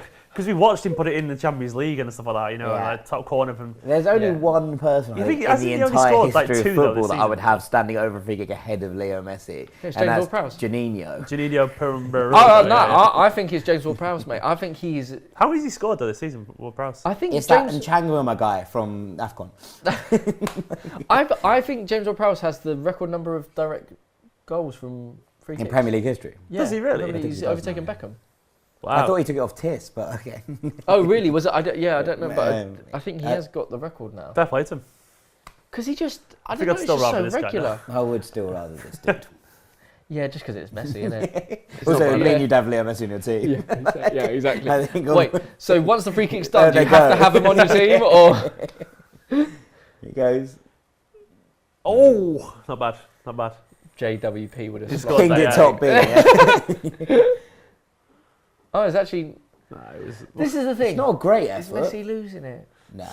Is that, We said this that's up- the final we nail said in this the up- coffin, probably innit? true. We said this but- in of the penalty, and then he did like an unbelievable one to release a game. We're like, no, he's still got it. We're okay. We're okay for a minute Like, or two. he should have longer. done anything he could to get to East Manchester. He got it wrong. As soon Should as have said Pep and no one. Ronaldo and Messi like are actually just not good footballers. Or until they retire, which I do think they might just do. I think they might be like, I'm not Or going out. no on them. US, Look at that no finish. like MLS or anything, or I think, Kinda would it love to might see them both do. in the MLS, I think that'd it be might fun. come back to. I think Look at that Cristiano whip. might both pop off to Sporting, and I think that Messi might pop off to Newell's old boys. yeah, at one point. maybe, yeah. But I don't think. I want to see one of them actually go back because they always say they're going to, but they never do they? Not at the moment. I did No. think it was going to be Newell's old boys, Barcelona, Newell's old boys. Yeah. And that would be a really nice career there. yeah. Interesting. though. Bookended really You just nicely. said it was the first Ronaldinho, the first player to make you fall in love with the game as a purity, or the No, first player to- someone who's like actually just actively seeked to watch, like went out of my way to try and watch him. Outside of Arsenal, obviously, because I just watched Arsenal. Yeah, I think mine was Francesco Totti. Really? I'm probably a bit older Loved than you two, Totti. so it's probably Baggio. I used to watch. But there was something, obviously, you At watched, Fiorentina. Or no, after that. Juve. No. Yeah, like I was because I used to watch a lot of the Football Italia stuff. Yeah, football in Italia the 90s, was and I proper. used to watch Juve, and they were just Vieira and Ravanelli up front and stuff like that as well. That was Ooh. so much fun. So I'm much fun. slightly too young for football Italia. Really? Your babies. But I love Totti. Are we allowed to say your age on screen? No, no one Okay, knows. okay. No one knows? No one knows. I'm a You- myth. you're I'm younger than me? you, I think so. I would say. Oh, But, holy moly. I'm so old. Do you not remember Football Italia? Not really. I mean, I've watched it back now because I'd loved James Of course, Richardson, yeah, so I like yeah, spend yeah. a lot Oh, of he was time being like, incredible. He was as cool, good as watch it everyone said he back. was. But no, As soon as absolutely. you James see- Richardson, hero. As soon as you see him on screen, you just go, ah. That's good. He's a cup of tea, isn't he? That's Yeah. what he is. Yeah, Always, guy. always like this. Or is it an espresso? Sorry. And then newspapers there, and you're just going, everything's right with the world. Yeah. What a man. There was also, do you That should remember be a the goal. other, That. It's very oh my unlucky. god, do you So remember, close from do Mbappe. you remember the other football, it wasn't a football channel, it was more of like Transworld a sport. Transworld? Of course I remember. That I remember. that would have cheese rolling. It would have cheese rolling. It would have like, you'd be like, we're off to the equestrian in, I don't know, No, but there was Lima. always- And there then was- it'd be, There was always like a football element to it though. yeah, they, Like, they, there they was- show Iraq's highlights. and Yeah, all that, and exactly. it was brilliant. Like, that's how I knew about Ali Dia. I knew the guy who scored like 100 goals for Iran, is it? Or Ali Dia. Ali Dia, yeah. So I knew about him because they were just talking about him. It's like if 𝗟𝗏𝗃𝗃𝗃, right, I don't know if any of you know who Yeah, 𝗟𝗏𝗃𝗃 is, yeah. but if 𝗟𝗏𝗃𝗃 He was a football channel, it would be Transworld Sport. Vinicius. Imagine they just grab one now. It just would be Funny, so wouldn't Real Madrid. Oh, I love the fact that he tried that and he injured himself. Vinicius is trying it's a bad day. double swivel Maradona I don't know what he on tried. his own ball. He tried the Vinicius and it didn't work. This is it. And then you get this front four running at you, and you're like, okay. So Football Italia wasn't quite your cup of tea, we'll call it. It would have been. It would have been It would have absolutely been. It would my have cup been. of So, tea. yeah, but then so why was it Totti then? I just like, so the first shirt that I was bought from a European team was a Totti 10. And I remember coming back and my aunt and uncle had gone on honeymoon, and I was like, oh, what's this? And I sort of basically started, I was a bookworm. Okay. And so I started reading about Okay, Francesco fair. Totti, and then suddenly I was like, this man is Okay, just so- incredibly yeah. cool. Okay. And then I was like, oh, what's he done? And I had to look back and find out all of like the title win, and so I found all of that out and was Yeah. like, this is amazing. Yeah. I love this guy. It is So- true, and especially like I was into sort of the FIFA. longer his Also, I was career into- I went was as at a well. point you could play FIFA on it and whatever, and I was like, oh, I'll just work out what this is, and like, Yeah. then you suddenly get through all those motions. Oh, you find FIFA wasn't even a thing when and I then was Vincenzo watching. Montella Literally. turned up at Fulham, and I was like, ah. Like, So wait, did you get the whole Pro Evo stage? yes, but Okay. only really on like PSP. Just trying to place his Just trying to year. place me. You know what I mean? Pro Evo. I've got an idea how old you are. I've got. We'll Yeah. whisper I think it I to know. each other after. Pro Evo on PSP. That's the one I really remember. Oh, see, no, see, he's showing his age there because he said PSP. Yeah. Yeah. I love my I think as PSP. soon as you. Oh no, hey, great console. Don't get me wrong. Look, for me, 𝗟𝗏𝗃𝗲𝗪. Oh, genius. Really? Genuine, because obviously he's a City fan. Like, I started, my first game was in '94, and you probably weren't born yet, which I I was guess. 2. So '94, and that season was dead fun because we signed Peter Beagrie, great winger, really skillful winger. We signed Uwe Rosler, which was obviously a Yeah, cult he went on Man to City become the striker. Wigan manager. Bang. Exactly, really really cult City striker, and we signed Paul my God, they're Walsh tackling as each other. well. A wonderful winger, Paul Walsh, genuinely brilliant. And we were under Brian Horton, an old manager, Brian Horton, and he just played great football. And we got 𝗟𝗏𝗃𝗲𝗪, and he was just. I still maintain 𝗟𝗏𝗃𝗲𝗪 is probably one of the most naturally gifted footballers I've ever seen in my life. Really? It's insanely good. Like, he's like literally a 15-minute video on YouTube of him just dribbling past people, and it's Premier League level. You know, Yeah, KHM. top level. Yeah, Well, but- insanely gifted, but just not the focus or the. He was actually born in the wrong era as well. It was a 4-4-2 era, and he was clearly inside the right wing. A 4-3-3. Well, I mean, this He is was- it, right? he should be now playing on the right where he should be Mahrez is right playing now. Here. I mean, you look at all this. Because he wouldn't have to Oh, defend wow. as much, and he'd just be running at people, and he'd be Yeah. creating. His famous goal against Southampton where he beat like 4 people and chipped it at the keeper. Well, look, we're talking about wingers. And there are going to be this next generation growing up thinking that Raheem Sterling is the player that introduced them to being absolutely unbelievable and wanted to be him growing up. That's That's the weird incredibly thing. cool, isn't it? It is a Also, weird because thing. he joined City so young, you know, you do look at this and go, okay, he has become and gone on to become a City legend. He's a City legend, yeah. This He is is, it. yeah, And of you're course he looking is. at him thinking, people will look back at those years at Liverpool, obviously where he exploded through, and think, how weird. Go on, Like Ruben. people Go who on, weren't Ruben. born will look back at it and Yeah, think, well, you almost forget that he was. Like, It's most, I mean, that'll be obviously we Mo know Salah anyway, at but- Chelsea. Like, Yeah. that's what it will be like He to was people who the never understood him. Golden boy, wasn't he, when City signed him? Was Yeah, that right? yeah. When he just won it with Liverpool. 50 million seems a bargain now, doesn't it? Yeah. 50 million for Sterling and De Bruyne. They both feel like bargains, which is crazy. But you talk with 𝗟𝗏𝗃𝗲𝗪, you talk about the montages that you see of like the dribbling past. I watched him in person for what it's worth as well. But like, And, yeah. The funniest thing to do, I remember last year going on like a YouTube binge of Messi's dribbling montages, right? Yeah.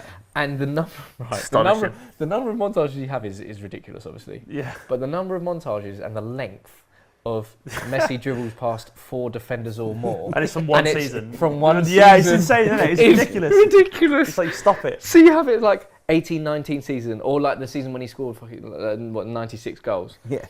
And then the year he scored 96 goals. Oh, And that then looked it bad, goes Kev. That looks part really 1, painful. dribbling past 5 defenders, and it's 19 minutes long. And you're going like, what sort of freakish footballer is this? Kev, But be it's all great right. viewing. But I think that's it, isn't it? You love players like this because they're so dynamic. They're so amazing to watch. And look, we're blessed with so many of them, and that's what makes these group stages great, right? These group stages, these knockout stages, great because you look at this and you're going, oh, well, who's on tonight? And you go, oh, it's City are playing. There is something PSG are about playing. there's What? something Madrid are about playing. You're going, knockouts, wow, man. we could Yeah. do that, couldn't we? Do you know what stands out for me always as a football fan? And it's probably about when I was about teenager, so I remembered it really well. Ronaldo's hat-trick for Real Madrid against United, the R9 one. Yeah, like, the that, R9. I remember thinking, this And guy, getting clapped off. it's insane. I remember watching that at home, even as a City fan, thinking Ronaldo, it's just that. And he's just obviously like a golden generation of Real Madrid players as well. It's the Galacticos and all that kind of stuff, but on another level. Like There is robbed something them. about these Champions League matches in between these players and these moments that happen that do just, I don't know, there's something so much more even, I mean, for example, as the Arsenal Invincibles or the FA Cup wins or whatever, there's just something about the Champions League nights that just hit a bit differently, like in the way you feel about. I'm learning it, and it's good. As a City But yeah, fan. of course, like even the results you've had, and even some of the more Oh, painful, yeah, I the mean- painful moments that you've had as well, like Madrid for us was great. They're etched a little bit more deeply into your definitely. brain, Like, you know. we've had, over the last few years in particular, we've had, obviously, painfully, the Lyon game was awful. But then the Spurs game was one of the most exhilarating games I've ever seen in my life. It was like end-to-end, goal-to-goal, and then, obviously, we lost it last minute. But then as well, on the other end of that, the 2 legs against PSG were phenomenal. Yeah. Particularly as well, away at the Bernabeu when we were 1-0 down, and then De Bruyne just stepped up. Did De Bruyne things. Yeah, it did. Obviously, the assist for Jesus and the header, and then the penalty. It's just that felt big. That beating any team away in Europe is good, but beating Real Madrid, with their pedigree, felt incredible. So we're learning that as City fans as well, and it is good. This is amazing to see, by the way, because Real Madrid are pressing so much higher now, and the players they've see, look here, just nutmeg Cruz. I love Neymar. The players they've got Neymar, Messi, Mbappe, Hakimi, Benzema, Eden Hazard has just come on. Forgot about him. Yeah, I think everyone did, didn't they? Mate, it's really bad because, like, I speak to a lot of my mates who are. Not a lot of my mates who are Chelsea fans because there are a few of them. But a lot of my Chelsea mates say that he's the most talented player they've seen at Stamford Bridge. And then to see him go to, Real Madrid and just not quite get, I don't know, obviously he's been injured a little bit. It's just not quite fallen for him, is it? And ultimately sometimes that happens. And also, Vinicius has emerged as one of the the most exciting football, and he plays in the exact same position. Here he is. Rory Delap's son. Future Ireland He's on in the Champions League last 16. That's just crazy. 5-0 up. It's just a weird timeline we're in here, isn't it? Like, I like this timeline. I want it to stay. Go on, Liam. It's like a timeless time you mentioned we're in at the moment. Oh, I've taken Bernardo off before he could complete his hat-trick. Yeah. It's a real shame. I would absolutely love Oh! I love an own goal, me. Yeah, we used to have squad a few of them. Richard Dunn. Richard Dunn was one of my least. I hated him. If you want something funny, I love. He's probably a lovely bloke, but I hated him because he was so clumsy and hurt our players a lot. He was clumsy. He scored so many young goals. Genuinely did. But also won 4 players of the year for us in a row. If you want to watch the comical game, watch Bolton versus Man City in 2004-05. City at the crossbar something like 6 times. Have 20 odd shots and goal. Go on. Oh. I don't really care who wins this, but I just want a goal. I just want. I want someone to do something so good. Go on, Liam. Keep trying to call him Rory. And no, he can't take a throw in. Apparently, he took a throw in when he was younger, a long throw, and someone told him not to do that. He stopped. Neymar thought he was going to get caught there. He tried to clip it across, and it's just not happened for him. Alaba's just caught Courtois in the knee. Idrissa Everton fans had a wonderful song for Idrissa Gana-Gueye. What was it? To the tune of "It Must Be Love" by Madness. They used to do as soon as I wake up, every night, every day, I know that it's you I need. Idrissa Gana-Gueye, which I thought was excellent. That was excellent. Really enjoyed. Idrissa Gay. Big fan of that. So yeah, there you go. There's my fact on Idrissa Gana-Gueye. What are your favourite chants? Ooh. Fulham have got loads, obviously. We do actually have quite. We've got a Super Trooper for Harry Wilson, Mitrovic, and Neeskins playing black and white, which is quite good. Okay. Well, I saw Chancellor Mbemba play on Friday night, reminded me that Chancellor Mbemba used to have one of the great songs. What was that? Whoa, Chancellor Mbemba, whoa, he's the best defender. Okay. Never gives the ball away. Which is good. Enjoyed that. Habib Bey had a good song named Monday, Tuesday, Habib Bey. That's great. I remember Newcastle are good at this. Newcastle United. I know I shouldn't be saying it as a City fan, but there's a Liverpool one where it was like, don't blame it on Biscan, don't blame it on Fernand, don't blame it on Herman, blame it on Traore. It's like he can't just control his feet or whatever it was. And you're going, that's literally someone who plays for you. Yeah, it's just like blame it on Traore. Blame it on. Poor guy. Do something. Brilliant. Oh, he just passed it straight to him. Blame it on Eboue as well. Probably, yeah. We're the nicest fans because we literally booed him coming on and then coming off the pitch. Was it that boo? Was it that? Yeah, no, but that was like affectionate. But then there was a time when we literally booed him. I was saying a boo earns. We used to get that. People used to think of boots because everyone goes to Steed when Steve Malbronk came on and off. Oh, really? Yeah. People used to be like, "Why do we boo him?" You're like, no, it's not. It's affectionate. Steed. Good player. Good player. He was linked to City forever, constantly. He was another just of the Fulham train that just ended up at Spurs and just didn't do very well. Yeah. Everyone seemed to go on that train. It was a terrible time. 𝗟𝗃𝗃𝗃 Terrible was, time. I remember 𝗟𝗃𝗃. Um, Remember 𝗟𝗃𝗃 as well, who played for you and us. you went to you. He's our assistant manager. Now? He's Marcus Oh, Lewis's assistant. that's Lewis amazing. No way. It's a throwback. That's the first Portugal. Look how old, Luka Modric looks. I know. Oh, it's yeah. ridiculous, On isn't the it? The hair picture. really. Who's He's there? also going to do another full 90 minutes. So He's so fully... But mate, look at Real Madrid. Imagine they nick it. it'd be so. But no Real one's Madrid. creating Nice. anything. They're all like tired. I mean, to be fair, it's been a relatively high intensity game. Yeah, but then I thought... I don't think you're going to beat this record. I'm afraid. No, nor do I. It's, I'll take Very 5-0 though. tonight. I'll be honest. if you no before the complaints. game, you Go would have Messi. taken 5-0. Oh, Mbappé's in. Oh, he's done him. Oh. He's done it. No. someone following up. No one. Where's Neil Ferland Mendes? Mendy's obviously just absolutely knackered from left back. He's like, no, Also, Ferland Mendy is rapid yeah. because he almost caught him. If you almost catch Mbappe, you are really quick. You're real quick. You're real fast. I wish I was quick. Like as a footballer growing up, like obviously I was It's never everything, going to isn't make it? it. That's but, all it like, is. I wasn't. I Quite would either. always watch quick players and go, I'm really jealous of you. Like, oh, sure, I can kick a ball, but so can everyone else. I want to Can't be run quick though. Can I you? was quite quick. I just wasn't very good at the rest of it. Really, That's not quite fair. I was But just- it is. I was quick. I was about all that. were you like? Oh, Bale's 100 on, by the way. 100 meters quick. Oh, go on, Really? Yeah, like- so you weren't like short? Standing. short No, Are you no, the 100 fastest man meters in is the world? way too. No, I'm not faster than Kyle Walker. I'll give him a run. No, I'm joking. No, shorter distances. Sorry, 100 So like meters. 40 is meters, yeah, 40 meters, 60 100 meters, is okay. completely wrong. Go on, I mean, that's all you need though in Yeah, football. I was tiny. That's what I was. I was absolutely minuscule. I was tiny as real well. small. So I was Yeah. quick but small, and I'm just. I I remember. was just small, weak, and slow. So I don't know how that. Can relate to yeah. that. I was wiry though, like Bernardo. You know, I would never stop running. That was my. So I was basically Bernardo Silva as yeah. a kid. Bubblegum Steve. No, we had to play with tennis ball at my school because the windows got broken. So that improves your touch. It really does. That's very true. Michael Owen did that on his soccer skills video.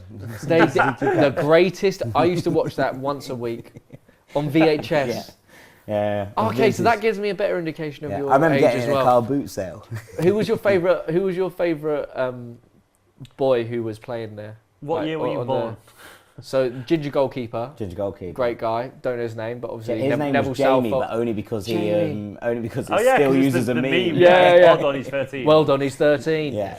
And to be I fair, don't you remember watch much it back. of the rest of the group, to be honest. Then you forget Owen's 18. No, to be I honest. remember. So, like, I remember there were brothers. Do you remember there was like an older brother and a younger brother, Yeah. and they were my favourite because the younger brother was called Michael, which is my name, and I was thinking, oh, I'm like him.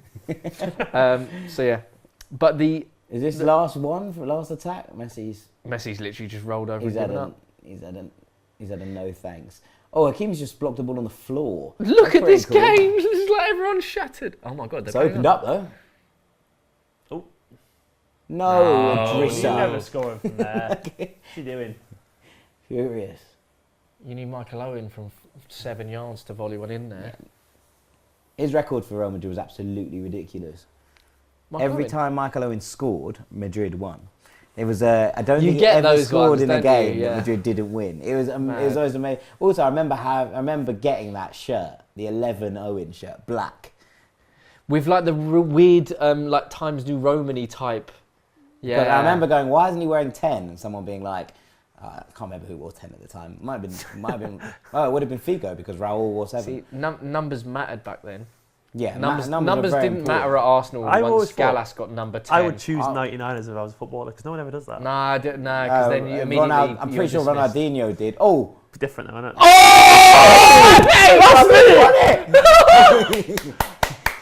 Oh, what a scene! Mbappe last minute. With a It was FIFA always gonna be celebration him, as man. well. It was only going to be him. I didn't even see it, I'll That's be an honest. outrageous Mbappe, goal. man. Mbappe, what a legend. Like, to be fair, he's been the constant threat the whole game. Yeah, he has. He's been the best player on the pitch, I would Yeah. say. He's made the penalty as well. And Yeah, he Yeah. won the penalty. I always wonder if they heard you this. When they did the pilot. That's the correct result. Yeah, that's what happened in the game. Yeah, right? It's a really interesting. I mean, even 2-0 would have been probably fair, but one is probably right. I think. So what he just does him here. He's just gone for it, hasn't he? He's absolutely. That is so good, mate. That is so good. Ridiculous. I love this. I love it so much. This is your perfect goal, isn't it? Yeah. It's two players as well. That's what happens when you bring Lucas Vázquez on to play right back. Yeah. It just doesn't work. But even then, I think I like he's a Lucas great player Vázquez as well. Oh, he's not a slight nick, a tiny nick. He's definitely not a right back. No, I think it might have gone in anyway, but he's taking it through his legs, hasn't Off Valverde as well. I wonder if he's saving that about the nick. Deserved though, absolutely. Yeah, I think on the whole as well, like they've been on the front foot. Whereas this game, totally undeserved. 5-0, that's a shock. It should at least be 1-1. It's closer to the predictions, to be fair.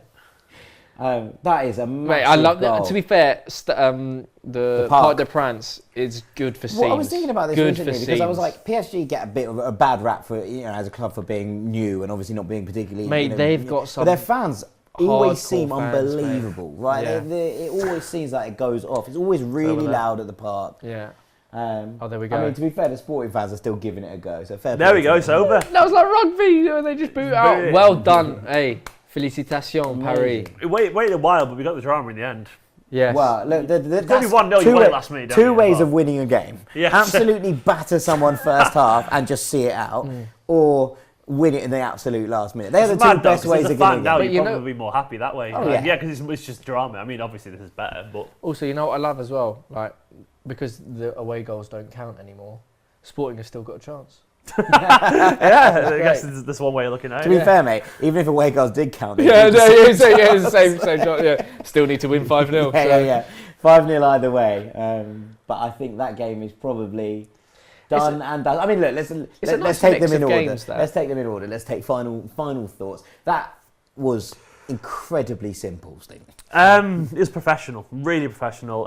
It was mature in this tournament sense, and that's the one thing City haven't been before, really. They haven't been experienced, and there was an authority to that, which was quite scary, if I'm being honest. If I was other teams in Europe, I'd be sat there thinking, they really mean business, and they're taking that Premier League form into the Champions League, and they literally barely broke a sweat, and they were playing really, really, really, really well as well at the same time, and immensely impressive. To the man, every single player played really well. Just pure Guardiola, absolute control. They're a good side, Sporting, but that was just a step above. And it's they're nice a good side, but they're not an elite side. And the gap between an elite side and a good side is showing that. That's the third time City have scored 5 or more this season. You're just like, wild. It just keeps happening. I think fair play to Guardiola as well, because I think he often gets criticised, especially in the Champions League, for being changing things a little bit too much and like experimenting. So he knows his team now, doesn't he? Exactly. If he just knows his team and he just sticks with it and he goes, it doesn't matter, like, even though we might do with rotating weather, they're so far ahead in the league that they can afford to do this. But it's not rotating for trying to adapt to someone else. But it's rotating within your own means. Good. Right? We're so good that I can stick Bernardo out on the wing and it will be fine. Yeah. I wonder how much that meant to the Benfica lads. Genuinely, that must play into it. I think that would have meant a lot. Of course, Ruben Diaz, Cancelo, even Ederson played obviously for Benfica for a while as well. So there's an element of that. It adds a bit of spice to it, doesn't it? Yeah. And fair play to the Sporting fans though. They're all taking it really well, they're all going. I think you think with a game like that, like we said, but right at the start, right? It's a free hit. Yeah. Like you lose. You know, ultimately you've got there and you've gone. This is the first time we've been here for a while. We've got a terrible draw in that we've got probably the best team in Europe now. We've given it a go. Yeah. Ultimately, it was probably never going to be enough, and that's fine. And we've seen a few cracking goals against us, but still. Yeah, we saw some enjoyable things. Let's go to Paris and look at the celebrations at the park. And I think, look, what a game this has been, because ultimately PSG were all over Real Madrid for long periods of this, and it did just feel like Real Madrid were going to just do what Real Madrid do and see it out, and then win 1-0 at home, and that would be that again. But I think that, these celebrations mean a lot because of how important that goal is. That is massive. Messi's still just scratching his head. He's like, I can't believe I missed the penalty. But ultimately, the rest of them are delighted. Yeah. But I think they're in a similar boat to City as well, where like they know, like, look, in the same way, even though Premier League is harder to win than Ligue 1, they're both in the same boat where they know they're going to win the league at this point. well, maybe not PSG, but as in like in general, the expectation is you're going to win the league, or if you don't, it's a failure. So their eyes are always going to be on the Champions League. So you can tell for them, like they know how much this means. And especially someone like But when you Neymar have someone like Messi Mbappe, as well. right, and we would say 35 goal contributions now across the course of this season in 32 games, there is that change of just kind of, if we can keep this level, and that's what felt maybe a little bit different tonight. Normally it's like PSG are all over the place from kind of minute one when it gets to knockout Champions League football. And much as they've been poor for a lot of this season under Pochettino, it feels like they're a bit calmer. Team, man. It feels like they felt calm tonight, Like, and that's okay. When's the last time you've seen a team do that to Real Madrid? I mean, Madrid, they should be really, really, really disappointed. Yeah. That's especially embarrassing that's for their full strength quality and Madrid their as pedigree. well. Not a single shot on target. Look how many saves PSG made. None. That's no saves. Donnarumma has had the easiest day I would of love his to know life. when the last time Real Madrid had 0 shots on target in a Champions League game. Yeah. I would love to know that, because I can honestly presume it's a long time. Yeah. Surely it would be. Even when they've been beaten, they usually get a shot on goal. I mean, look at that. Kroos is the only one. I mean, Kroos who's like the perennial central midfield, metronome. But look, they've been dominated from kind of top to bottom here, and we were looking at it and thinking, oh, maybe Real Madrid are going to, we saw the press kick in a little bit. Yeah. We saw them start to push up a little bit higher, but ultimately they've been fundamentally outplayed there. And so just saw Sporting 0. 2 games where the opposition had 0 shots on goal. When was the last time I saw that? Exactly. That's again genuinely rare. 0 shots on target, 3 attempts. That was the same as Real Madrid as well. Yeah, 2 saves though, which is mad. How did he have more saves than shots? 6 on target and 2 saves? That's numbers don't make any sense there. Did anyone win the predictions? I don't think no one said 1-0 today. No, one. No, I went 1-1. 1-1. 2-1. What were your predictions? I went 1-1 and 3-0. You probably closest numerically. Yeah, you were numerically. Yeah. I don't take any joy in that. Honestly, we have a predictions game on LiveScore here that I'm winning, and I feel really proud of a lot. I do not feel proud of I'm sure there'll be people watching at home though who did get it right. Yeah, well done, and thank you, boys, for being here. You, it's been a really lovely evening. Thank you so much at home for watching. We will see you next week here on the LiveScore Watch Along for more Champions League action.